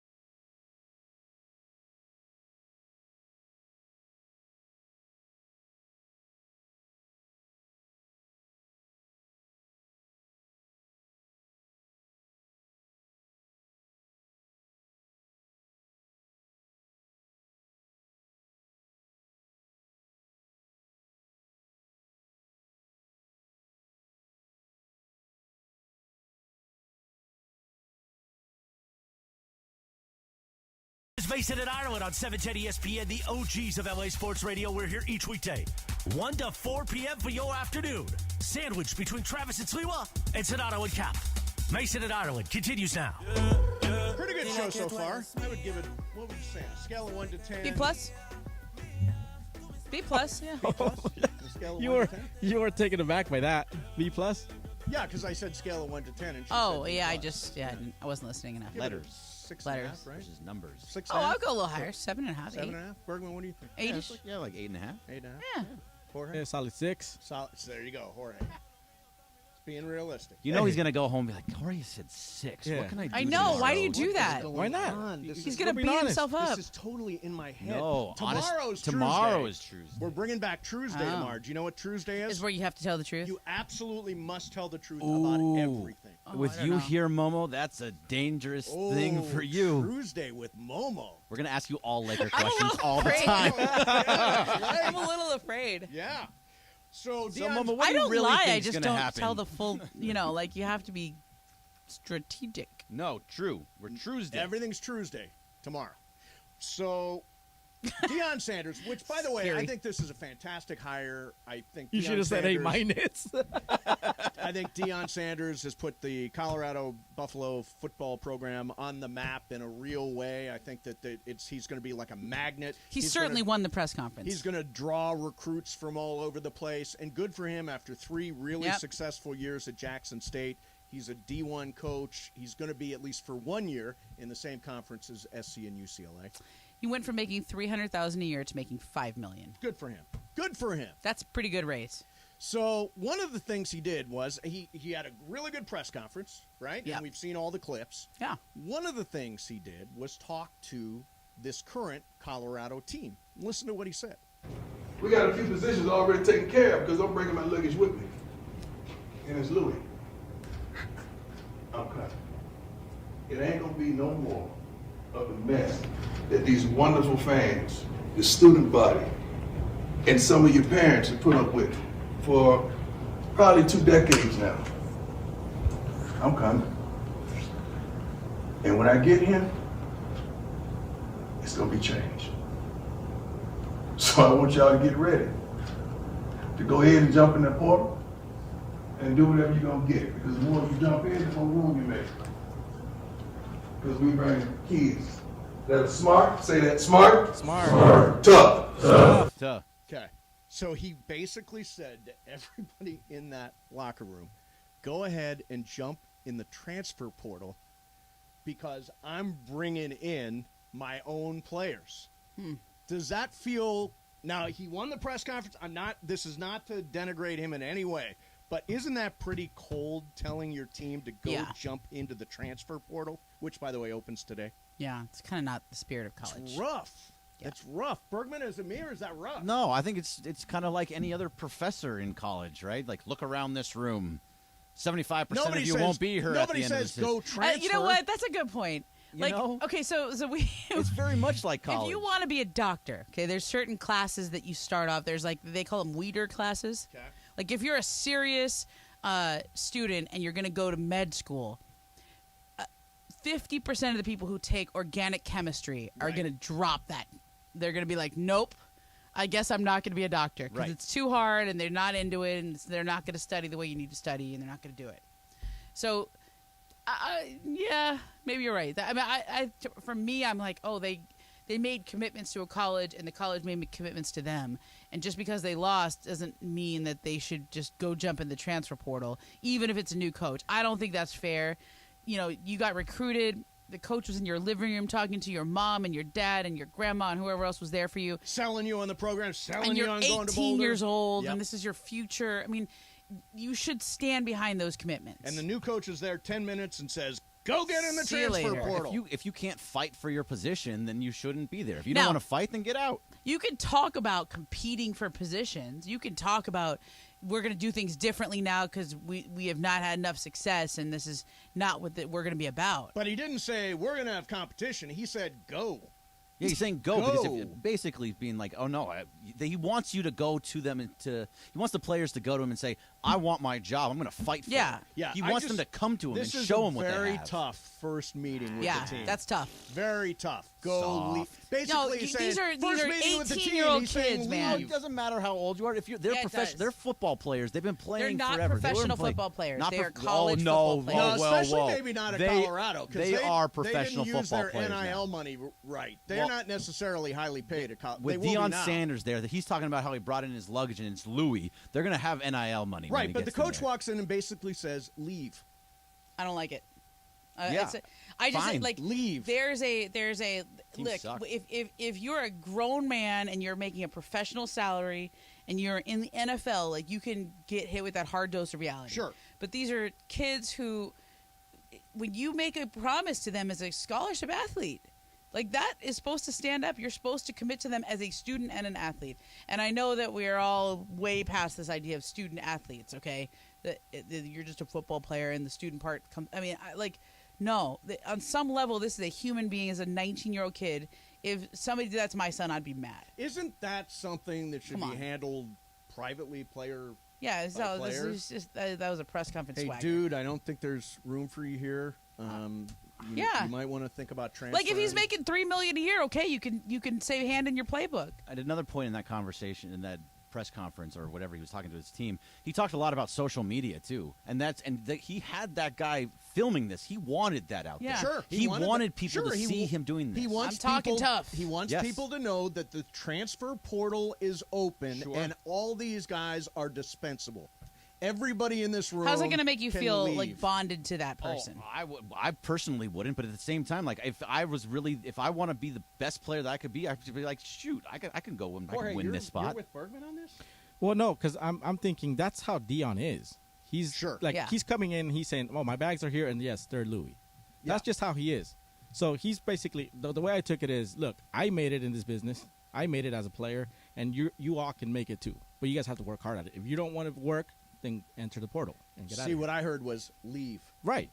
If you don't want to put in the work. If you don't want to put in the work. I got all my own players coming in. They're coming through the transfer portal. Leave. You know what? And he wants people like you to go to the portal. He wants the ones that are going to be like, nah, that's my spot. I'm going to work hard and I'm going to get that spot. Yeah, but there's a way to challenge people that's not like, I come at this because I live some of this. Like, when you think you have money coming in and then all of a sudden you don't, like, that ruins your life. That ruins your family's life. Like, all of a sudden now you're applying for financial aid. You're trying to figure out how am I going to pay for this college. What if you left home and you live in, middle of the country and you move to Colorado to go to college or whatever it is? Don't they have to honor a 4-year scholarship? Most scholarships are year to year. Right. Really? Yeah. So all those kids were basically being told you're out of a scholarship and you're out of a job. So go get your scholarship at a different school if you're not willing to work to get Well, it. obviously the players there are pretty marginal because the team was Yeah, pretty now your awful. credibility is like your word has to mean something. Like But it's not we have his to get word. out of this professionalization of college football. Like you can still coach them up and have some accountability without betraying a financial commitment that you've made to these families. Like how would you feel if you were an academic kid and you got an academic scholarship? And if you weren't hacking it, okay, if you weren't getting let's say you have a minimum performance, like I had an academic scholarship at one point in my time at Stanford. I had to keep my grades over a 3.6. If I got B pluses instead of A minuses, that would affect my scholarship money that I got. So like I had to make sure I got those A minuses instead of the B plus. Like that mattered to me. Sure. But if I were to lose my scholarship, now I'm like in the financial aid office and I'm begging for loans or I'm getting my parents to send in some other, right? Like that's real world consequences for a college athlete who's 18 years old. Yeah, I just felt like it was cold. It's just cold. felt like it's cold. All right, so I mentioned this very, very happy woman. Brenda Gomez Hernandez. She had the best day of her life on November the 9th. Okay. When she gave birth to her first baby girl and then won the lottery for $100,000 on the same day. That's all the lottery was, $100,000? She was Powerball, but she got 4 numbers That's or pretty whatever good. that is. $100,000 and had a baby. Yeah.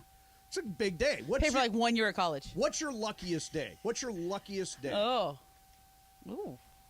I mean, I'm supposed to say the day my kids are born, right? That is officially the... Yeah, those are pretty... That's good, but you know what? Beyond that, what's your luckiest day professionally? Okay, good. That's better. Because then otherwise I'm a jerk if I don't say that. Correct. The truth is, those are kind of hard days and birthdays. Professionally. Oh, I can't even tell the story. Oh, come on. No, it's like sourced. Okay, make a note. I can't even tell the story. On Tuesday. Oh, yeah. Tuesday coming to bite you. Tuesday is coming tomorrow. You can't tell the story at all. Okay, I'll tell something from last year. All right? And this is not the answer to the question, okay? Sorry. But it's a lot of times things just come together for you. Like and so much of what we do now in sports and media is like you get access to somebody calls you back, somebody calls you with the news that you've been chasing, or they answer the phone at the right time. And last year I was doing one last story before I had to go on maternity leave, and I was just like, you know what? The Celtics are in the finals. I sort of know Jason Tatum and the people around him. Let me see if I can pull off a Jason Tatum story. And I was literally gonna like have the story run on the day that I gave birth, so I was gonna work on it in advance all the way through. Okay. And I thought, no way am I gonna get any access to this. It's gonna be a write around. We call it a write around when you don't actually get the person. Okay. And it was like, I called his trainer, and the trainer did this good interview, and I said, hey, do you know his mom at all? Can you introduce me? Sure. Put me on a group text. Talked to his mom for an hour, and his mom and I, we'd have a great interview, whatever. I said, do you think Jason would ever talk to me? She's like, oh, I'll ask him when he gets home today. I was like, really? Okay. Text me that night, says, oh, he's going to call you tomorrow. I'm like, wait, what? This doesn't happen. So it never happens that easy? Never. Not with somebody you don't know very well. Right. Like, I kind of know him. But, like, he called me the next morning when I was dropping my son off at school. We did a half-hour interview. Then I ended up saying, the woman I was working with on the story, she goes, I think we can get the Duke coach and talk about Jason Tatum. I go, okay, sure, I'll send him a text. I've never met him. The new Duke coach. Just had his number from somebody else or from some other story. Sure. Texted him, he wrote back right away. Yeah, sure. What time? You want to talk later today? Like, this never happens. So all the planets lined up. It was just like boom, boom, boom, yes. It was just like the land of yes. Nice. The land of yeses and on the record and 30-minute, like, where people are open and on. And I was like, is this just because I'm having a baby and people, like, want to be nice and be good karma? Right. I'll take it. Sure. Like, I'll take it. Why not? So my luckiest day was the day that our boss got her job, Amanda Brown. The day she took over this station, I was like, yes, all the planets have lined Mace, you are laying it on thick, my friend. My goodness. God. No, I'll tell you what it really was. So years ago, let's see, 18 years ago, I was doing a show on a station called the Mighty 1090. Yeah, I've heard of it. And my boss, who was a guy named John Lynch, the father of John Lynch, the general manager Really? at San Francisco, he wouldn't offer me a contract. So I was working without a contract. And all of a sudden, I'd been there about a year, and I'd been hammering this guy. Come on, give me a contract. Give me a contract. Yeah, I've been there. I wouldn't buy a house. I'm just renting an apartment because I just don't know. So I got a call from this guy named Ray Calusa. And Ray says, would you have any interest in getting back together with John Ireland? Wow. It all worked out from there. Meant to be. Ray Calusa put us back together. We've worked together for 18 years since then. So I consider that to be all the planets lining up. Yeah. And see, it wouldn't have worked if that guy would have given me a contract. Yeah, you would have been locked in. I would have been locked in. Greg, can you think of a really lucky day? No, not so much. Jorge, can you think of a really lucky day? Yeah, I was talking to Alan Sliwa about it on Friday. I got the opportunity to go work with the national team from Argentina for 2 weeks. Whoa. Wow. So I was in the hotel room with the players, getting exclusive interviews with the players.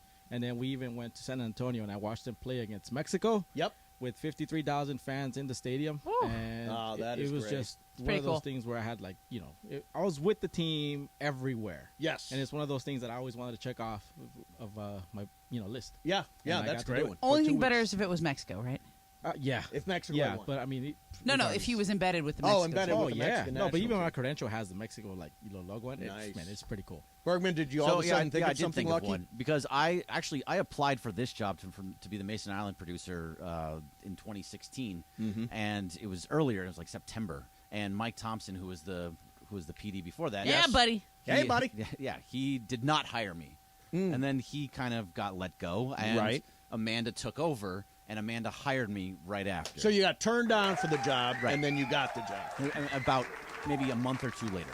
Yeah. So I wouldn't. So that was very, very lucky to me. Nice. All right, Momo, you love Oprah Winfrey. Oh yeah. You love Oprah. I've got a story about Oprah. Is it a good one? Well, we'll find out. Are you gonna rain on my parade? We'll find out. Don't make me not like Oprah. See how you react to it. Plus, isn't it time for the Lakers to officially do something? After this run, 8 wins in 10 games, isn't it time for Rob Pelinka to make a big deal? That's coming up next for you. Mason and Ireland, 710 ESPN. During this holiday season, ESPNLA and Subaru are partnering with the Folds of Honor Foundation for our inaugural Long Drive-a-thon event. Proceeds raised will provide scholarships to families of America's fallen or disabled military and first responders. Our Long Drive-a-thon event is taking place on Friday, December 9th at Black Gold Golf Club in Yorba Linda. If you'd like to participate and support the Folds of Honor, go to blackgoldgolf.com. That's blackgoldgolf.com. Love, it's what makes Subaru, Subaru.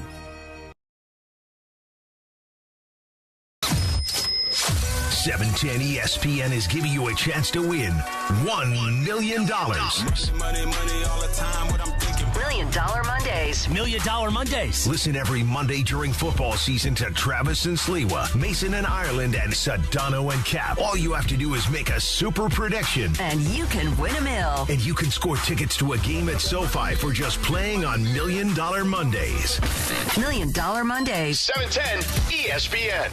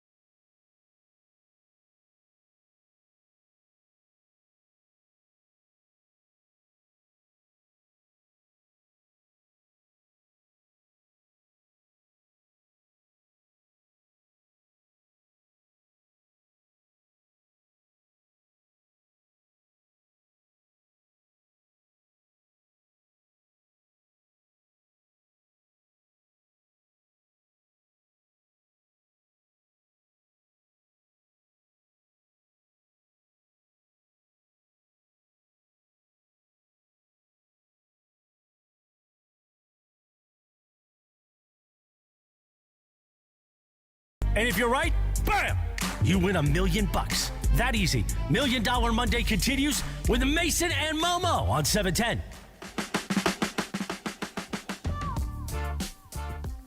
Well, as recently as 2 weeks ago, the Lakers were 2-10. Woo! They've won 8 of 10 since, including wins over Milwaukee on Friday night and Washington yesterday. And now I think it raises a really good question. 2 weeks ago, I said the Lakers should not trade those picks. They should absolutely stand pat because this doesn't look like it's going anywhere. Well, now it looks like it's got a chance. And to me, it means everything on the roster is tradable as of December the 15th. That's correct. So that means there have been reports. People have speculated Kendrick Nunn. People have speculated Russell Westbrook. People have speculated Patrick Beverley. Names on the table include potentially, depending on what the Bulls decide, Nick Vucevic, Zach LaVine, DeMar DeRozan, the Indiana trade still sitting there, Buddy Hield, Miles Turner. Is this the time that the Lakers, and by the way, I think they should, is this the time they should go all in? It depends on what for. I mean, you have to be a good judge of your own strengths and weaknesses at this moment. Okay. So just as you were depressed and no hope 2 weeks ago, you have to you can't be too high or too low in this business. You have to have a good long-term strategic plan, and you have to trust your talent evaluation. The Lakers have gotten it right on certain talent evaluations they've done in the past, and they've gotten it kind of wrong on some other ones, right? Right. Ivica Zubac. Could use a guy like that right now. Yep. You remember who we got for him? Mike Muscala. Mike Muscala. Yeah. He's still hanging around the league somewhere. Somewhere. Yeah. Supposedly a stretch 5. Yes. Supposedly. But this is the part where sometimes going for the name is not the right move. Like the name guy, maybe a DeRozan or a Vucevic, those are name guys, Hield and Turner. Other moves that you could make right now, which may not seem very exciting, but could actually be just as effective, if not more so, and then don't put you necessarily back for years to come with a long-term contract. You have to stay open to everything is what I mean. Right. Okay? You can't just go, okay, DeRozan was an all-star last year. He was a top 10 MVP vote getter. Right. Okay?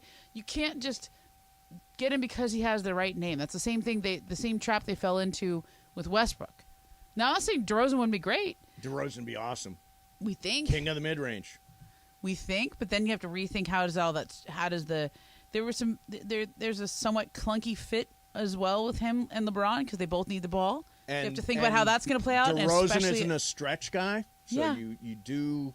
No, personally, I really like DeRozan. I think he's a great too. player. If I could have DeMar DeRozan. Yeah, I think he's a great player. But you have to think about, can you integrate him now in the middle of the season? Is there enough time to do that? You better off waiting until the off season when, by the way, the Lakers could trade their pick this year. They have swap rights. New Orleans has swap rights with the Lakers. Right. Okay? But that does mean the Lakers still do get a first-round pick. They just probably will get New Orleans pick. Correct. Okay? So you could trade that. Is that true? They'll still have New Orleans first-round pick? Yeah, it's a swap. It's a pick Got swap. it. So can you actually trade it, though? I thought you can't trade first-round picks 2 years in a row. You can. It's the timing of it that matters. They can do it like on the draft, the day of the draft. They can. Oh, I see. Yeah, you can't do it like it promised to in advance. Because we don't know that they're going to swap or anything like that. Right, you can't do it now. You have to wait until close to the draft. I don't know what the exact day is. Yeah. But they could wait. They have more options then. There's also a lot of movement that's going to happen after December 15th and the trade deadline. There's like a 6-week period where there's a lot of teams that, man, San Antonio's doing an incredible job of losing. Yes, they are. 11 in a row. We've seen it firsthand. There's a lot of teams that are really going to come back to earth because they would not mind. Well, Chicago. Charlotte's another one. Yeah, Charlotte's losing like crazy right now, and they don't. I don't know if they mind. But if they're like bad. in the case of the Bulls, they want to get into that race. They're not going anywhere. I think they're a 6-win team. Yeah, they might want to. They may want to get into that, which explains why they would consider moving DeRozan or LaVine or Vucevic. Right. So those are really interesting calls that you have to make as a franchise that have long-range implications. If you take on Zach LaVine's contract that he just signed. Yeah, he did. $200 million. That's a lot of money. But if you take on... But that takes you out of the free agent race and the other flexibility race, the race for a lot of other players.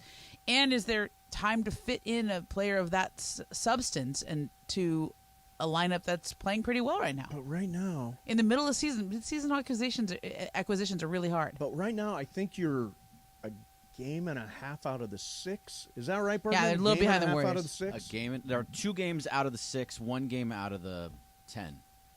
Yeah, and 5.5 out of the 1. 5.5 out of the 1. The West is really congested and not nearly as good as we expected it to be. The talent, the East is much tougher. Yeah. So in that world, in a world where the West isn't very good, where you're 2 games out of the 6, where you're 5.5 games from leading the conference, why wouldn't you go all in with the way Anthony Davis is playing right now and on the LeBron clock? Mm-hmm. You know, why not go all in at this point? Now, I understand what you're saying. It's complicated and it's complex. I mean, I'm going to rely on people like Rob Pelinka to make those decisions. But the advisement, I think, is go for it. Go for it. You've got LeBron. You've got AD playing as well as he's ever played in his career. Go all in. Whatever that looks like, go all in. Or is it the time to look around and just say, we'll have better options in the offseason? What about this year? Is there a move out there that's really going to move the needle for them? Well, if you tell me they add Nick Vucevic and DeMar DeRozan, that does move the needle. Now, will there be a fit issue? Sure, they'll have to figure it out. You have to figure out whenever you add any new players. Yeah. But does that give you a better chance? I would say yes. I think it gives you a better chance, but I think the fit issues and in mid-season acquisition time, like that trade's going to be there for you. It's probably going to be there. The only reason you even have a chance at that is because it helps them get off money. But now you're tying yourself up for the next 5 to 6 years. Right. That's a lot of money LaVine. with LaVine. Not with DeRozan. He's got 4 years. I think he's got 3 years left on his deal. Vuce has a lot left. No, Vucevic is a walk-away free agent. This year? Yeah, they have not been able to sign him. Okay. So Vucevic, you're not taking on any money for next year. You could sign him, but you're not taking on any money. The Miles Turner trade, he wants an extension. Miles Turner is a walk-away guy. Yeah, but he wants an extension. You don't make that trade and give up future first for a guy that you're not going to re-sign. Right. But if you wanted the cap clear, you could clear the cap if he's not a fit, if he's not a guy. I guess, but I wouldn't give up a pick. I wouldn't give up either of those 2 picks for a guy that you're not committed to long term. So do you can't give up very valuable future first round picks for rentals. A guy that's not staying. That's for a guy that's not staying. I get it. I just think all of a sudden we've seen, and I think this is fair to say, you get the feeling at least, it's a small sample size, but you get the feeling at least that Anthony Davis is becoming that guy that LeBron is passing the torch to, which was the concept all along that the Lakers were looking for. Last year when the Lakers when LeBron was begging the Lakers essentially to make a trade. Yeah. I mean, his public comments were obvious, right? The play on the court did not back it up. Right. Like, they were just getting worked by other teams. They were losing by 20, 30 points. Sure. So if you're the Laker front office, you're going, why are we going to trade what little assets we have, what few assets we have, to a team that is going nowhere? Like, nothing on the court is suggesting this team has a pulse. That was last year. Yeah. I think they've given themselves a chance. They've played their way into a conversation where they've given their Lakers reason to explore options in a way that much more aggressively than they were 2 weeks ago. And do you think they will? I think they will. I don't know. You don't seem as like gung-ho as let's go get some players. I think there's players on the margins that can help, that don't take you out of, that don't encumber you long term. All right. I mean, the Westbrook trade. You're like a bucket of cold water on my big let's get reinforcements theme. You have to. What was the problem with the Westbrook trade? Fit, and also how much money he makes. Yeah, sure. For 2 more years. Yeah. Okay. Right. We'll continue that conversation. Yeah. In the meantime, coming up, I want to get to the Oprah subject because I know you love Oprah. I'm afraid of what you're going to tell me. And then we've got Game of Games, and good. then we've got Super Crosstalk. Show is still rolling on. Momo, what do you got? Hey, this past season, technology took sports viewership to the next level. When it comes to hiring for your business, there's one solution that's been advancing its technology for years. ZipRecruiter. And now you can try it for free at ZipRecruiter.com/LA. When you post a job on ZipRecruiter, it gets sent out to over 100 top job sites. Then ZipRecruiter's powerful matching technology identifies people with the right skills and experience and invites them to apply to your job. It's a winning formula. And 1 to 4 out of 5 employers who post on ZipRecruiter get a quality candidate within the first day. So if you want to step up your hiring game, give ZipRecruiter a shot. You've got nothing to lose because right now you get a chance to try ZipRecruiter for free at ZipRecruiter.com/LA. That's ZipRecruiter.com/LA. Don't miss Travis and Sliwa. Weekday mornings after Keyshawn, Jay, Will, and Max. I got to look at Twitter more often now because I could see things like this from Mars Bars, who writes, Travs. During this holiday season, ESPNLA and Subaru are partnering with the Folds of Honor Foundation for our inaugural Long Drive-a-thon event. Proceeds raised will provide scholarships to families of America's fallen or disabled military and first responders. Our Long Drive-a-thon event is taking place on Friday, December 9th at Black Gold Golf Club in Yorba Linda. If you'd like to participate and support the Folds of Honor, go to blackgoldgolf.com. That's blackgoldgolf.com. Love, it's what makes Subaru, Subaru.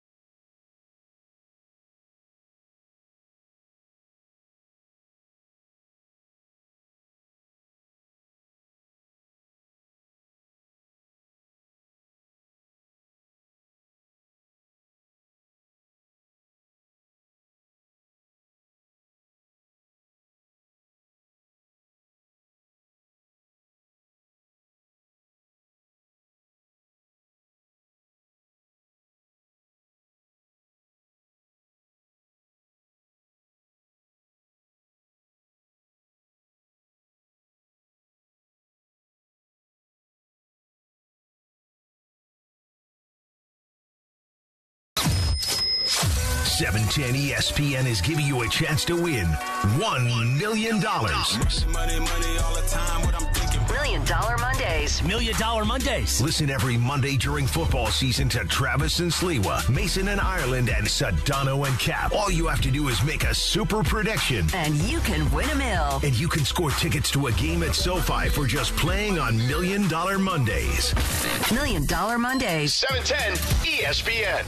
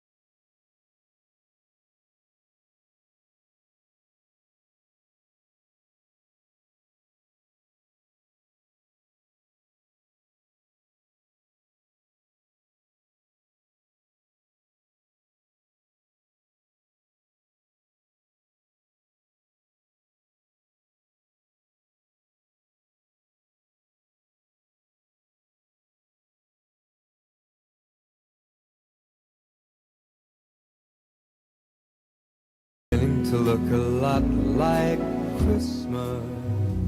Ah, the Christmas spirit. Are you going to sing? I don't know this song. I don't know any of the words. I can do chestnuts roasting on open fire, but not this. You know that part. You know the Beginning to chorus. look a lot like Christmas. Beginning to look a lot like Christmas. But I don't even know any more else, yeah. Okay, so you love Oprah. I do. What is it about Oprah that you love? She has an authenticity to her that I find very endearing, and I also love her story. And she seems to want to help people in the world. She seems to want to make people feel better about themselves. Okay, here's Howard Stern on Oprah. Oprah's not embarrassed by her wealth at all. She loves showing it off on Instagram. It's fucking mind-blowing. When you follow her on Instagram, you see her estates, her gardens, the people who service her, and service her. She's not a car. Well, she kind of is. She's got servants and like people cooking, and it's fucking wild. She knows how to be rich, but she doesn't. She kind of likes to show it off, which is something I'm not comfortable with. I don't think that people should show off their wealth. This way, Oprah's just showing you her life. She's not showing off. Well, you got to be a little self-aware and know that there are people struggling out there, Robin. God. You got to kind of think about people who don't have to eat. So, that got a reaction from you, Momo. Go ahead. What? Okay, do you know Oprah's background? Oh, yeah. No, but she's mega rich, right? Born into poverty in rural Mississippi to a single teenage mother and later raised in inner city Milwaukee. No, I'm not questioning her background. What I'm saying, what he's saying she is... made it and just enjoy. She's not splashing her money around. She's just showing you Robin's right. She's showing you her life, and she's not embarrassed by it. Right.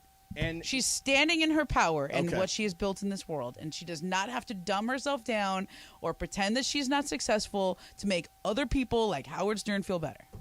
Well, he's saying he has a lot of wealth, but he doesn't show it off the way Oprah does. Yeah, but he does it in other ways. Because he's like probably made more money. It's fine. Yeah, he's probably made tons of money. Syndicated radio. Yeah. Oh, sure. Yeah.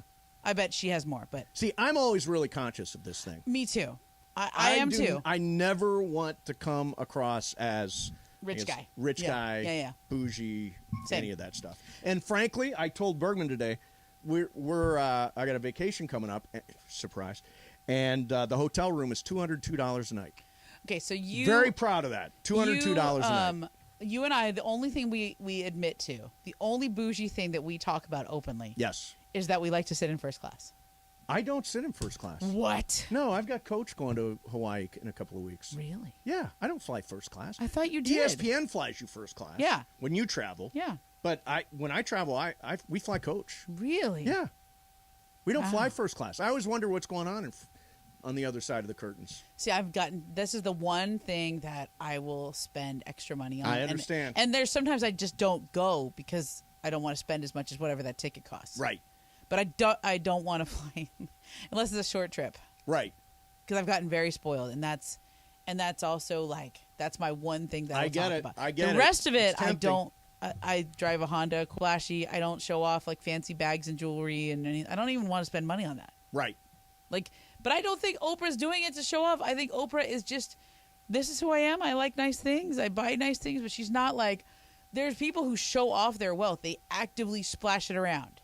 And you don't think Oprah's doing that by showing her house and her gardens and her cooks and her servants and all that She's stuff? not doing it of look at me.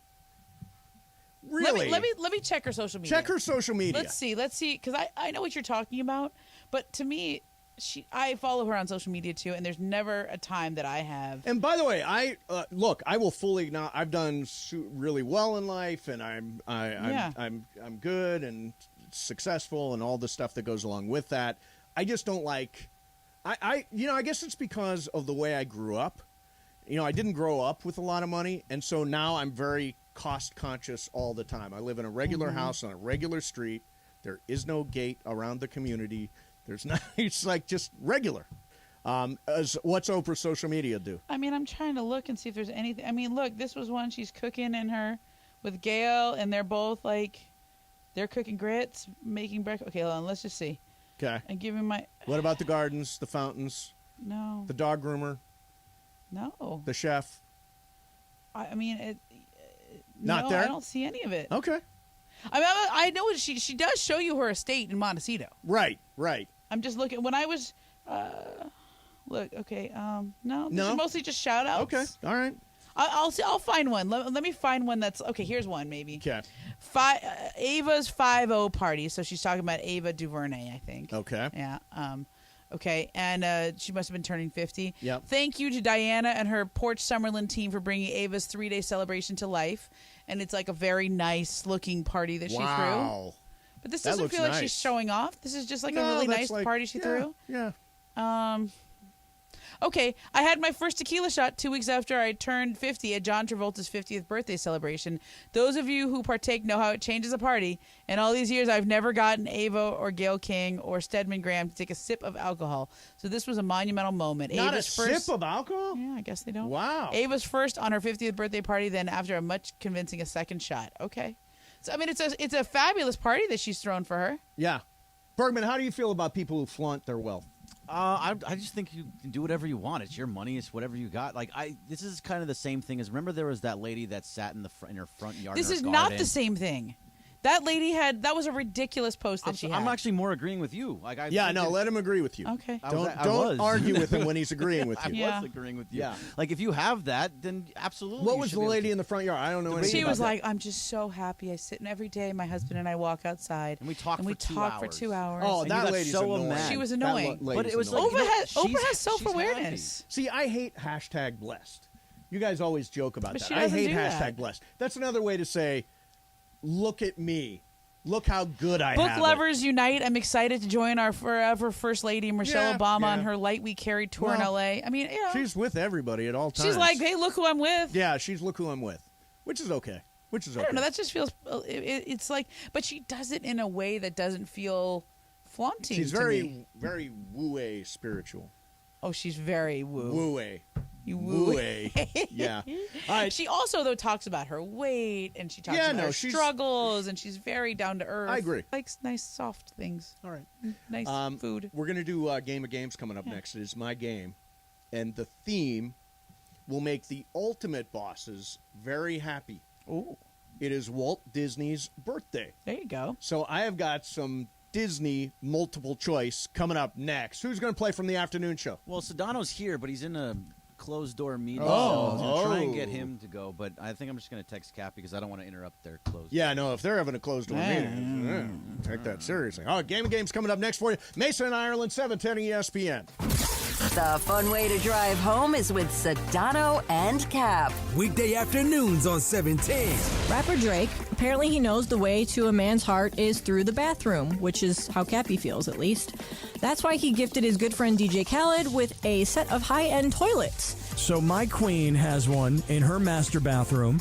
I love to sit on this thing, push the buttons, rotate back and forward, and really just get cleaned out. It just feels so freaking good, man. You're girls, bro. And so the fact that DJ Khaled received these 4 Totos from Drake. Totos. I love that you call them Totos. Yeah, that is the gift of a clean tuchus. Drake, my brother, if you're listening right now.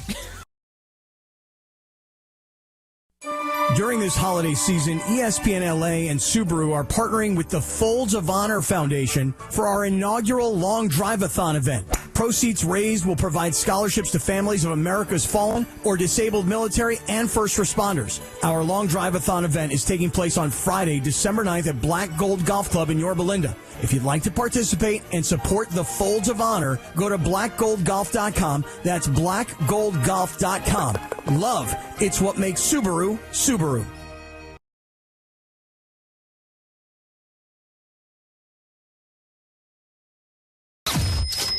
Is giving you a chance to win $1 million. $1 Million Mondays. $1 Million Mondays. Listen every Monday during football season to Travis and Sliwa, Mason and Ireland, and Sedano and Cap. All you have to do is make a super prediction. And you can win $1 million. And you can score tickets to a game at SoFi for just playing on $1 Million Mondays. $1 Million Mondays. 710 ESPN.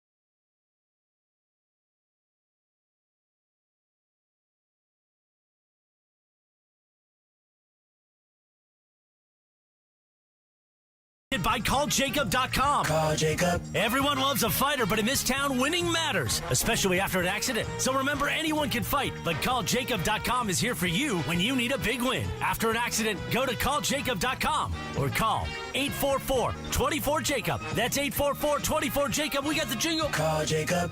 Thank you. Game of Games time.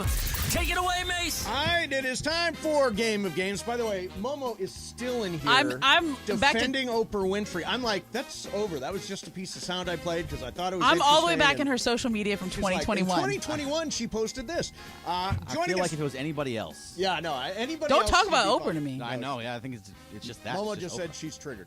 All right, joining us That's my right now girl. from Shadano and Cappy is Cappy. How you doing, man? Yo, Mace. Come on, it's Monday, Mace. Friday's a big day, Friday. Yes, it is. Good You afternoon, and Cap. me. Yeah, I don't know. These guys keep doing the good afternoon. Good Have afternoon. you watched the movie Spirited yet? No, what's up, Foo? Yeah. What's up, Zach? It's apparently got something about good afternoon. Good afternoon, Mace. So I've got to watch the movie or these guys are going to It's really long. Oh, I feel like I watched like an hour and a half of it and it was still halfway through.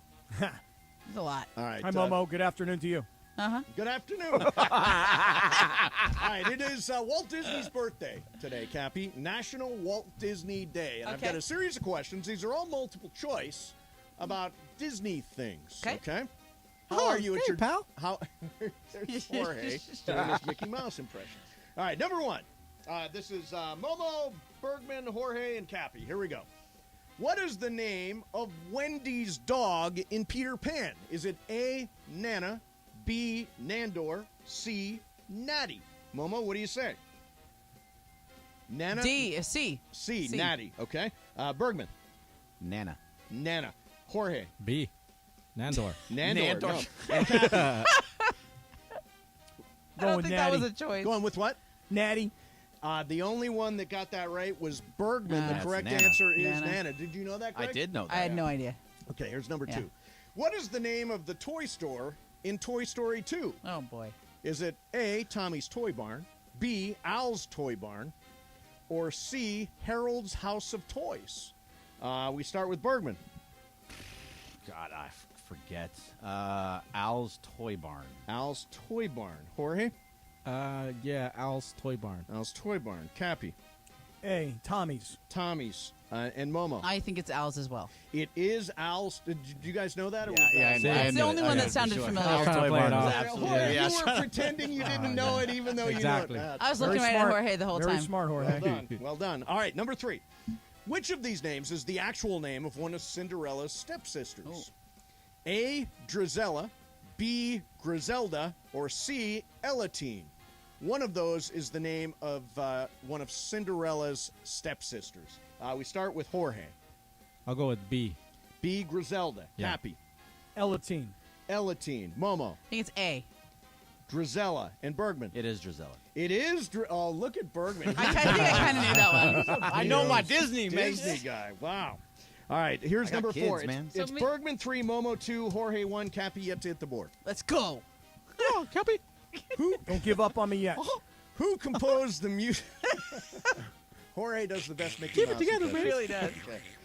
Who composed the music for the Toy Story franchise? Is boy. it A, John Williams, B, Randy Newman, or C, Jerry Goldsmith? Cappy, we start with you. Randy Newman. Momo. Randy Newman. Bergman. Randy Newman. And Jorge. You got a friend in me, Randy Yes, Newman. exactly You right. got a friend. That was a giveaway. Okay.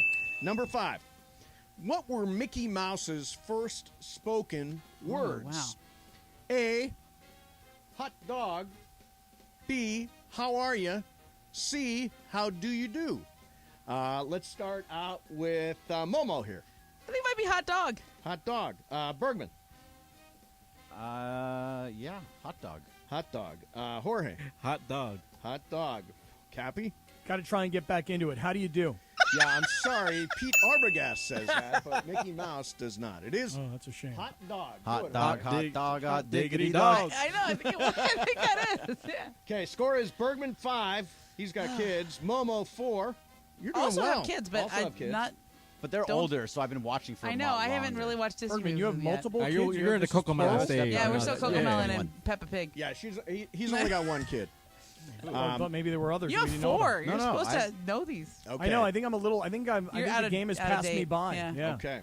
We start with Bergman on this one. In Monsters, Inc., they say there's nothing more deadly than this. Is it A, a human child, B, an empty trash can, or C, a hungry dog? Bergman, which is it? Human child. Human child. Jorge? Human child. Human child. Cappy? I guess I might as well just play along. Human child. Yep. And Momo? Yeah, human child. Human child is absolutely You know what? right. We should make Bergman go first all the time because he's the one who knows. Yeah, you do Right. know all that. I'm 6 for 6, Mace, so that's fine. How many are left? We got 3 more. Okay. All right. Let's go. Who is Miguel's hero in Coco? Is it Juan Carlos Jimenez, Ernesto de la Cruz, or Felicia de la Barbada? We start with Bergman. It's the second one. The second one, Ernesto de la Cruz? Okay. I think so. I don't know. Jorge? Ernesto de la Cruz. Yes. Cappy? I got to get on the board here. I'm going to go with the first one. What was the first one? It's Juan Carlos Jimenez. Okay, can I have the last one? Felicia de la Barbada. Now I'm going to go with A. Can you go with Juan Carlos Jimenez? Okay. Momo? I think it's A.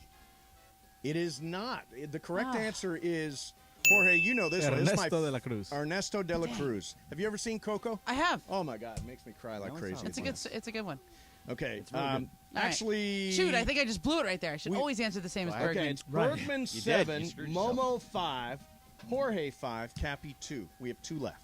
Bergie with a chance to go undefeated here. Yeah, that's right. Got everyone right. Oh, I jinxed them. Yeah, no, you seriously did. Who said it's kind of fun to do the impossible? Is it A, Jim Henson, B, Walt Disney, or C, Janine Disney? Bergman, we start with you. I mean, this is a Walt Disney quiz, right? Got him. Come on, man. 7. Come on, go 7 for 7. You screwed me up here. I'm going to go Janine Disney. Janine Disney. Jorge. The first one. Jim Henson. Yeah. Cappy. Disney. Walt Disney. Walt Disney. Momo. Jim Henson. The correct answer is Walt Disney. It is Yeah. Walt Disney. Oh, I went with I was Yeah, he tried to trick you, and he got you all. No He got you all. Is Janine Disney. I tried. You got jinxed. I don't even think that's his wife's name. Is that his wife's name? I don't even know. I didn't just know. I knew it was made up. I just knew randomly Janine Disney picked was the made name up. Janine. All right, the last one. Bergman is clinched. We'll do it for fun. Which Jim classic? Henson was the Muppets guy. Which classic movie is Wall-E a fan of? Let's start with Cappy on this. Is it A, Hello Dolly, B, Funny Girl, or C, Lady and the Tramp? Give me the question one more time. Which classic movie is Wall-E a fan of? Hello Dolly, Funny Girl, or Lady and the Tramp? Lady and the Tramp. Lady and the Tramp. Momo. Lady and the Tramp. Lady and the Tramp. Jorge. What was the first one? Hello Dolly. That one. That one. And Bergman, the correct answer? I'll go with B. Oh, no, you're wrong on it. No, Jorge's the only one that got it. It was either A or B. It's Hello Dolly is the favorite movie of Wall-E. Oh, man. So there you have it. There is Walt God, Disney I'm like Day. the Raiders blowing a first half lead. Bergman with the win. Did you ever have the lead? You never had the lead. No, but I was like, in it. I don't know. The Raiders, Ugh. they held on. They held on, didn't they? You hate those Chargers, don't They you? win the it next was 3. awesome. They're 8 and 7. Yeah, can you wrap your head around that, Cappy, that he thinks absolutely- they're going to win out? Beat the Rams. Beat the Patriots. Beat the Steelers. Absolutely possible. Totally possible. Thank you, Cap. You think the Raiders are going to make the playoffs, Cappy? I don't know about make the playoffs, but they could at least make things interesting. If they're 8 and 7 right now, they're 1 game back of the 8th seed. Yeah, the AFC is terrible.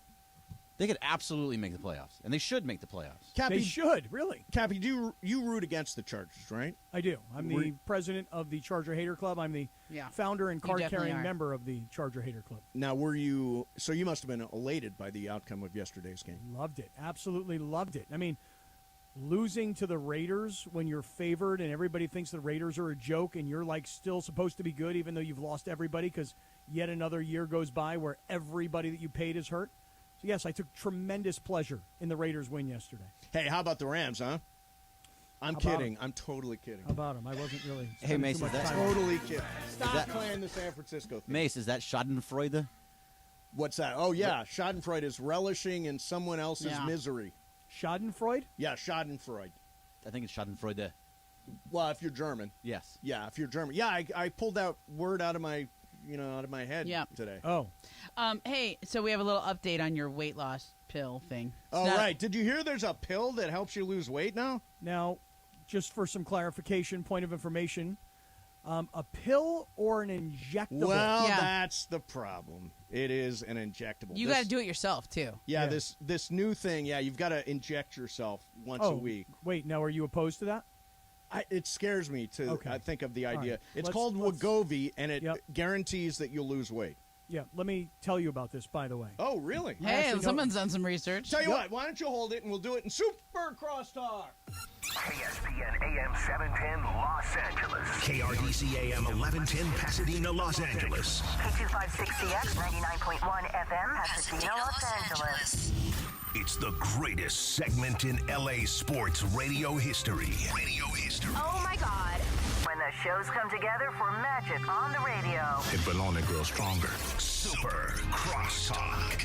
Are we ready for Sedano and Cap to join Mason in Ireland? Super Crosstalk begins. Super Crosstalk, presented by Coors Light. Coors Light, made to chill. It's time for Super Crosstalk. And Cappy and Sedano join us now for some Super Crosstalk. George is in person today, which is exciting. And, of course, you got to love both. We only have one show this week. Yeah, this is the only time you're off for the rest of the week because their Laker games play early. 3 days, and the Rams play on Thursday. Yeah. So I figured I'd come in. Wow. Yeah. What are you going to do with your week? I got to go to Phoenix anyway for a Oh, game. George has 8 more jobs. Yeah, that's true. And Cappy, you've got 6 more shows. Yeah. Probably got a college football game and a. Not for a while. I got 2 bowl games. Okay. So that's later. That's Okay. later. Yeah. But Mace, I'm off all week too. Other than we get to Friday, and then you're doing the show and with me, Mason, right? You and me, Black Gold.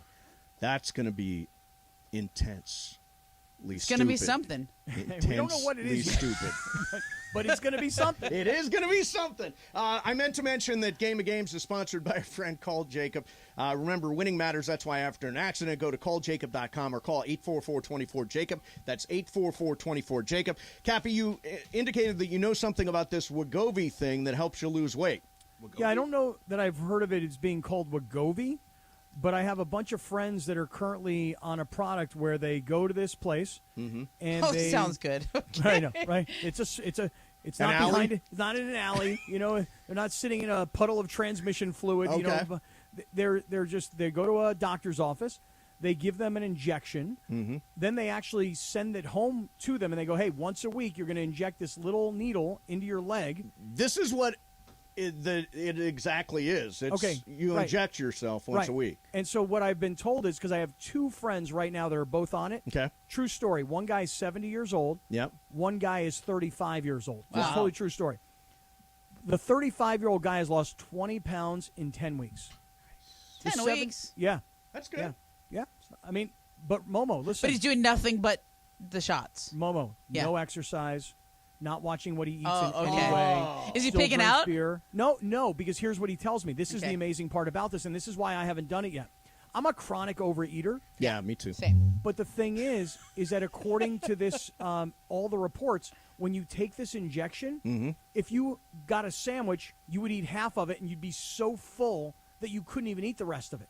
So these 2 friends of mine that are both currently on it, they're like, dude, you don't understand. It's an appetite suppressant like I've never had in my life. Wow. Normally I eat like a whole pizza. Now I eat a slice of pizza and I'm done.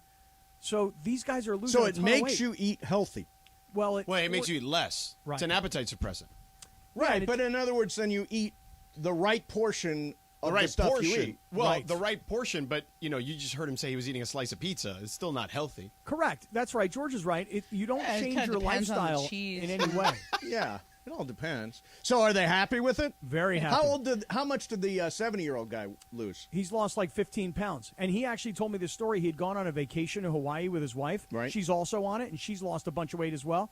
And he said that, here they were in Hawaii, and they're, all these kind of like buffet sort of things in a hotel.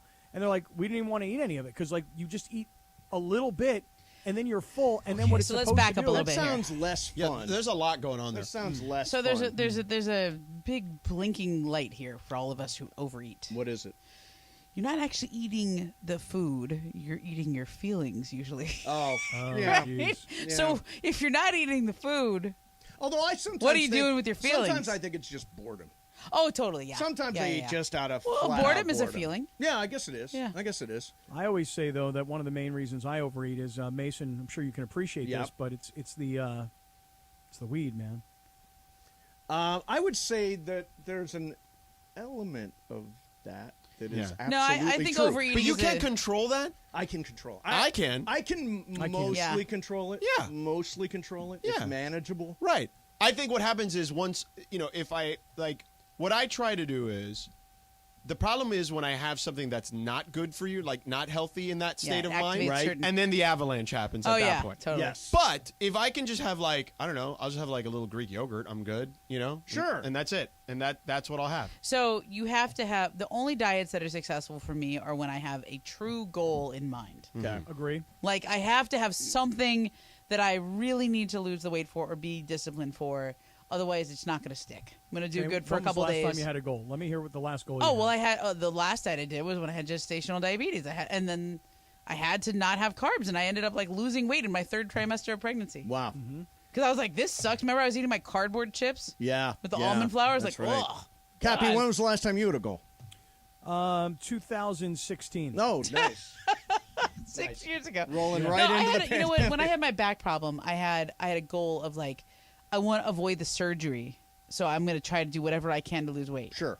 And that really did work because when I would lose weight, I tended to feel better and it gave me a sense of control. Right. And I was like, this is my chance to avoid surgery. It didn't happen, but, I still lost the weight. So me and Cappy, as Rachel has said, or Rachel, as she's come to be known, she believes that you and I have the same build, right, Cappy? She said that, I want to be clear about this, Mace. We have she the said same that, build. No, she said that in our jerseys at the softball game this past summer, based on the way these two jerseys fit, mine was very big on me. Mine was too, by the way. We look of similar build. That's what she said. Cappy and I are of similar build. Do you agree, George? Adjacent? Adjacent, yes. Yeah. No, I had a really rough week. I had a rough week where I ate a lot because, you know what they say, feet are cold. Yeah, starve a fever. I fed it. I would say Cappy, Cappy in the time I've known him can run hot and cold on his build is what I would say. He's up and he's down. Yeah, exactly. There are times that he looks like, wow, yeah, there's the guy who was at one time a Division I athlete. Right. And then there's other times I'm like, oh, yeah, looks like you've been getting after it a little bit. Yep, today's one of those days right there, George, because you know why? Here's the problem now anyway, and this is why, Mace, the whole thing that you're talking about this injectable weight loss, what's so great about it is during December, people are going to eat and drink, right? Yep. And then they're going to get to January 1st, and they're going to swear that they're going to change their lifestyle and try and lose weight. Yep. The thing about this product, from what the people I know that are on it, they're celebrating the holiday season, and they're still losing weight, even though they're eating and drinking normally. This sounds like you need to get a deal. It sounds like an endorsement. Cappy, are you going to do it? Okay. All right. Now, hold on. Momo, I want you to listen to what I'm about to say because I think you're going to appreciate what I'm about to get at. The answer is not yet, and the reason for that is because in my mind, I'm still a great athlete who knows that I have to be disciplined with my food. Yes. I have to train a certain way, and if I just do those two things, the weight comes flying off no problem. The problem is I can't do either of those two things right now. Yeah, same. What is that? So eat right and exercise. And work out. Yeah. Oh, come on. So I can exercise somewhat. I can swim and I can walk. Right. But I have not gotten myself to the place where I'm really going hard on the elliptical or really lifting weights, really working. So Momo, I thought last week was my week that I was getting back in. On Saturday I ran 6 miles, jogged. Okay. On Sunday I did 5 miles. And I'm like, okay, good. I'm back to back. Couple of nice looking runs here, Yeah. This past week, all Peloton cycling, which was not the same good. as outdoor running. It's 45 minutes a session. It's a good sweat. Good. And then yesterday, or 2 days ago, I ran 5 miles. So my exercise is actually there. It's just that my eating, guys. If I wrote down, I swear to God, from Thursday until last night, right? If I wrote down everything, the amount of food you ate, and wait, worse, Momo, if I tell you the amount I drank, yeah, that's just drinking calories, dude. You would throw up looking at it if I wrote it. Seriously, how much could you possibly? Are you hammered all the time, or how much could you have drunk? Hammered all the time. Like Thursday night, we got off the air, and I went to meet up with some people. Yep. And next thing I know, I'm having a couple of tacos and 3 or 4 beers. Nice. Right. Yeah. Somebody got a shot of tequila. It was somebody's birthday. I drank that. I'm like, what the hell am I doing? It's Thursday night. Friday night, I went out to see a concert. Mace, I only took one video. Momo, only one video. What concert did you see? I saw one of my favorite tribute bands, No Duh. They do all the No Doubt songs. The No Doubt songs, sure. And they combine with Nirvanish. You can figure out who they do, right? So it was Nirvanish and No Duh. Yeah. Right. Oh, that's great. I drank a bunch of beers, and I ate quesadillas at like 10 o'clock at night. How many quesadillas are we talking about? Like one legit full-size quesadilla. Yeah, it's not that bad. No. Then Saturday, you had the Christmas party at the Mitchells. Saturday went to the Mitchells. Mace, the food at the Mitchells that'll get was, you. Forget it. And they were doing these little slider burgers. And when you eat like 12 of them, it's like having two legitimate gigantic cheeseburgers. True.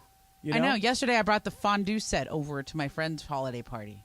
Oh, yeah. It's like hot cheese. Yeah. I know. It's so good. It's hard, especially this time of year. But I'm telling you what, January 1, 2023, I start my year.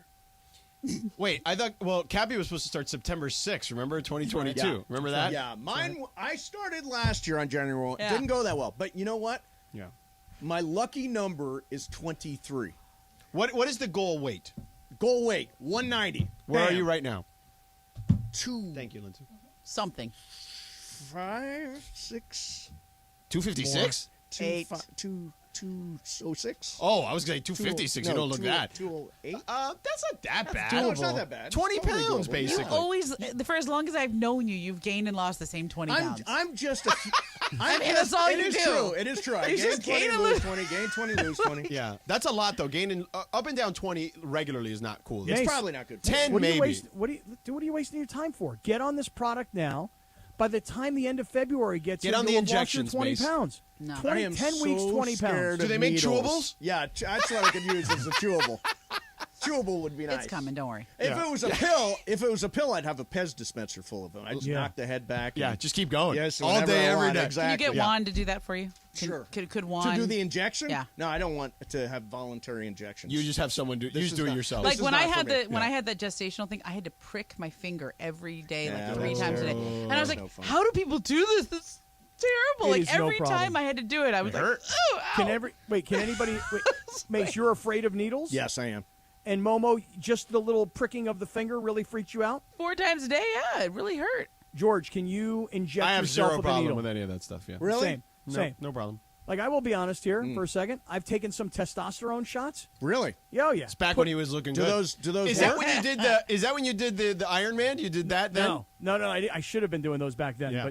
But no, recently, like I've done some like injectable testosterone. Wait, how recent are we talking about? Yesterday. Not yesterday, but I'd say within the last month. Within the last Whoa. month? Wait, within the last month, and you still haven't lost weight, and you look, but and you're not in great shape. It's testosterone. I know, but testosterone. The problem is if you eat terribly, you're going to gain weight, and not in a good way. Well, that's what's happened. Yeah. Damn, is that doctor recommended shooting up testosterone? Yeah, it comes from the doctor. Oh, as long as it comes from the Yeah, doctor. and by the way, I mean this. I mean, Cappy, I don't even. And then you blamed it on the weed before, and now you're off the weed, and you're still doing it. No, I was off the weed. Well, you were, but you just got back on the weed like 2 weeks ago. No, it's been a little while. Oh, you lied then. Okay. No, I didn't lie. I just took a month off. I took all my drug tests for life insurance policies. Okay. Yeah, right. You know what's fun with Cappy? He starts off with like a plausible answer, and then within about 30 seconds, you just reveal what you were hiding. Yeah, you just got to keep digging. Yeah, keep digging. You were like, I went off the weed for the life insurance policy. Okay, got it. Like, that's what it really was. Yeah, it's true. It's true. Yeah. So, a lot of baseball signings today. I'm sure you guys saw. Clayton Kershaw, 1 year, $20 million with the Dodgers. Justin Verlander signed with the Mets. Hold on. Ready? Yep. I got another one? Sorry. I hit the wrong button there. There you go. Yeah, there you go. So, go. Justin Verlander to the Mets, 2 years, 86. The Trae Turner. Trae Turner, 11 years, $300 million. Crazy. Now, tell me if this means anything. I told this to Travis and Sliwa at the beginning of the show. So you're recycling the question. Correct. Yeah. I had a dream last night. Uh-oh. Okay? And it was a very, very, what they would call a lucid dream, right? Vivid. Like I remember it. Yeah. Very vivid. Yeah. Specific, too. And I was at a party, and I swear to God, I've not had any thought about this person at all. I had a dream where I was at a party with Carlos Correa. Mm-hmm. And I started having a conversation with Carlos Correa, and he told me he was leaning Dodgers. Mm-hmm. Now, do you think that dream means anything? What would it possibly mean other than Carlos Correa is going to sign with the Dodgers? I mean, I think Carlos Correa is signing with the Dodgers anyway. You think he is? Yeah. You do? Yeah. I've said that the whole time. I think they're going after him. I knew Trea Turner was never coming back. Yeah, I knew Trea Turner wasn't coming back. I mean, I had a pretty good... I agree with that. Yeah, The Trae Turner thing, but I thought they were going to get Bogarts. Yeah, I think that seems like Bogarts. I mean, I also didn't think that the Red Sox would lowball Bogarts, but I do think Correa is definitely the guy that they're going to... If I had to pick one guy that I think they end up with, I don't think Boston lets Bogarts go, actually. I think eventually they come to terms. So I think Correa is the guy. What about Dansby? You want Dansby? Nah, Correa's way better than Dansby, in my opinion. Dansby's pretty good. Nah, the numbers... Yeah, by the way, Dansby's also much cheaper than Correa. But Correa's a gigantic number. Correa's ceiling is way higher than Dansby's. Dansby maybe has a higher floor, but Correa's ceiling is incredible. But there's probably $100 million difference between signing Dansby Swanson and signing Carlos Correa. Right. So it's $100 million less. Well, I don't think it'll be 100. One's 250 and one's more like 150. I think Dansby will get more than that. You do? I do. And the Braves offered him 100. Jeff Passan is going to join us at 5. We'll ask him for you. So, excellent. You got Jeff Passan on your show? Yeah. How'd you do that? Lindsay got it Wow. up. Yeah. I mean, Jeff and I go way back. I mean, me too, but I don't even and ask Cappy anymore. maybe too. Nope, I don't know Jeff Passan at all, Oh, other there than you what go. I see on television. Oh, okay. This is a famous... Wasn't he banned from your show? No, well, here's what happened. So we have Jeff... This is the best. So we have Jeff Passan on the show, and we're talking Yeah. Dodgers and free agents, trades, all that kind of stuff. And all of a sudden, this is what Jeff Passan says. You know what, boys? Can I call you back? I actually have to grab this. And never called back. Right. Oh, I called you I don't boys. blame him. I mean, you know how that is. I've so been where he is Yeah. right there. He was Yeah. trying to be nice, but he got a source call on the other side. You And gotta he just take had it. to take it. You Sorry, gotta take radio it. guys. I don't think he's ever been on the show since. Yeah. But you want me you're- to ask him about it? Sure, ask him. I don't think we've You know what? asked him Get on that the show sound. since. Get that sound and play it for him. Oh, I will totally do that. I know him well enough where Yeah. I will play that and he'll get a laugh out of it. You know what, boys? Can I call you back? I actually have to grab this. He was very polite. He was polite about it. I'll say Well, that. he is an extremely polite person. He's a really very good guy. nice guy. I like Jeff Passan. Yeah. Hold on. My last Jeff Pass. I actually can call in a favor if you ever need a Jeff Passan I favor. think Passan. Yeah, I know. But like, No. I really did Jeff a solid this last one. Okay. I'm telling you. What'd you Go do? ahead, tell me. I was on the set with the Miz. Oh. Okay. Oh, he's a big Miz Cleveland came guy. in, Yeah, big yeah. Cleveland guy. Yeah, yeah. And Passan goes, "Are you on set with the Miz right now? Please say yes." Yeah. And I was like, "I am." Yeah.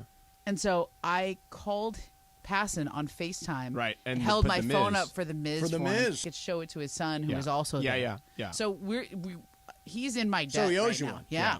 So Nice. Passan, If you ever need that. Passan used to come on the show all the time, Yep. and we would always not joke, but like openly talk about how he would ask me questions about speaking in Spanish to help his son. He wants his son to be fluent in Spanish, so we would have that conversation. And then one time, he actually made his son come on. His son got a little like he was a little kid. He's like 8 or 9 years old. I think the kid afterwards was very upset that his dad put him on the air, on the spot. Yeah. So then he texts me out. I'm like, Jeff, we're good. We don't ever have to do that bit ever again. We're good. I don't want to put you in a tough spot with your kid. That's tough. Momo, what? You're holding up a finger. Oh, there's a finger. I Fingers up. found an Oprah post that could qualify as slightly snooty. Oprah? What happened to Oprah? Okay, so I played this clip earlier. I found one. I'm going to play a clip for you. Oh, thanks, Ireland. Nice. So this is what Howard Stern said about Oprah. Oprah's not embarrassed by her wealth at all. She loves showing it off on Instagram. It's fucking mind-blowing. When you follow her on Instagram, you see her estates, her gardens, the people who service her, and Service her? She's not a car. Well, she kind of is. She's got servants and people cooking, and it's fucking wild. She knows how to be rich, but she doesn't. She kind of likes to show it off, which is something I'm not comfortable with. I don't think that people should show off their wealth. This way. This is Oprah's triggering just me. showing you her life. She's not showing off. Well, you got to be a little self-aware and know that there are people struggling out there, Robin. You got to kind of think about people who don't have to eat. So this made Momo very upset. She's an Oprah I will defend Oprah. defender. Yeah. And you say you found a post. I have been going. You have made me dig through Oprah's Instagram. Yes. It has taken me till December 4th, 2021, so a full year ago. Full year. To find one slightly bougie, unself-aware post. This post is decorating today with a lot of help from Porch Summerland. Wish I could transport the scents. Is your tree up yet? And she's in her house, and they're putting up like a pine tree garland on her spiral staircase. Is Stedman there? Gail? No, Gail it's helping? some servants. Yeah. It's servants. Like workers or somebody, workers. somebody working for her. Employees. But she is dressed in a very dressed down, buttoned up shirt, and she's got her hair up tight. Like she's not showing off all glam and look at me. Right. But it's okay. And then somebody said, like, how long do you have this up? And she said, it stays through the end of the holiday and still green the January 1st. 1 year I used magnolia leaves, which were thick and gorgeous, but dried out terribly. I saved them and still using for kindling for fire. Okay. Is there an Oprah hive like there's a Bay hive? Oh, yes. Yeah? Is there? Oh. Yeah. I've never seen Momo Don't said. you talk about Oprah to me. Momo said, it sounds like Momo's part of it. She was triggered Yeah. by the entire conversation. I went back a year's worth of Instagram posts right now. And this is not that offensive. This is like, she got a nice house and she puts up some Christmas decorations. Yeah.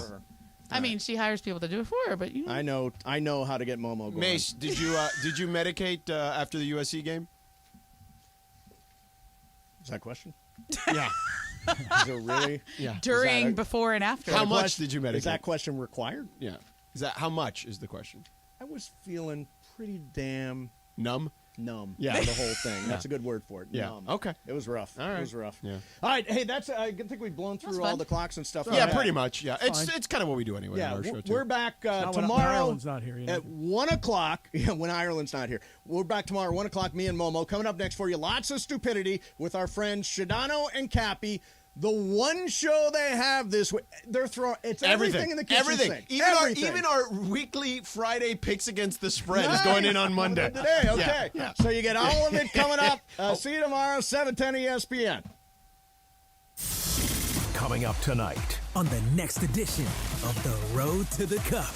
Road to the Cup, I'm Dave Denholm. Coming up tonight, we'll talk with Sebastian Salazar from ESPN. We'll take a look at the knockout games and assess the United States moving forward. It's Road to the Cup tonight, 8 p.m. on ESPNLA. Road to the Cup on 710 ESPN is powered by Estrella Jalisco. Proud supporters of Team Mexico. Drink responsibly. Dell's Days of Deals start now with fresh limited quantity deals each day on tech to power every passion. Save on select XPS laptops and Alienware PCs powered by 12th Gen Intel Core processors. Don't forget special pricing on the latest monitors, docks, and accessories, plus free shipping on everything and monthly payment options with Dell Preferred. 877-ASK-DELL for Days of Deals savings. That's 877-ASK-DELL, 877-ASK-DELL. Ladies and gentlemen, please. 40, love, match point. Out. There's no way that was out. Out. The ball is out. It's out. Are you even watching? No, honestly, I'm not. I'm watching college football on my phone with AT&T 5G. Wow, that's too much. With AT&T 5G, too much college football is never too much. 5G requires compatible plan and device. 5G may not be available in your area. See att.com/5G for you for details. Anita Marks here to talk about Teza Energy Pouches. Now, they contain no calories, no sugar, no nicotine or tobacco. Comes in 7 delightful flavors. In fact, my favorite is tropical. Will even kill cravings for snack food, smoking, and much more. Check them out, Teza Energy Pouches, and you get 25% off if you put in the code ESPNLA25. Check them out, TezaEnergy.com, and make your mouth happy.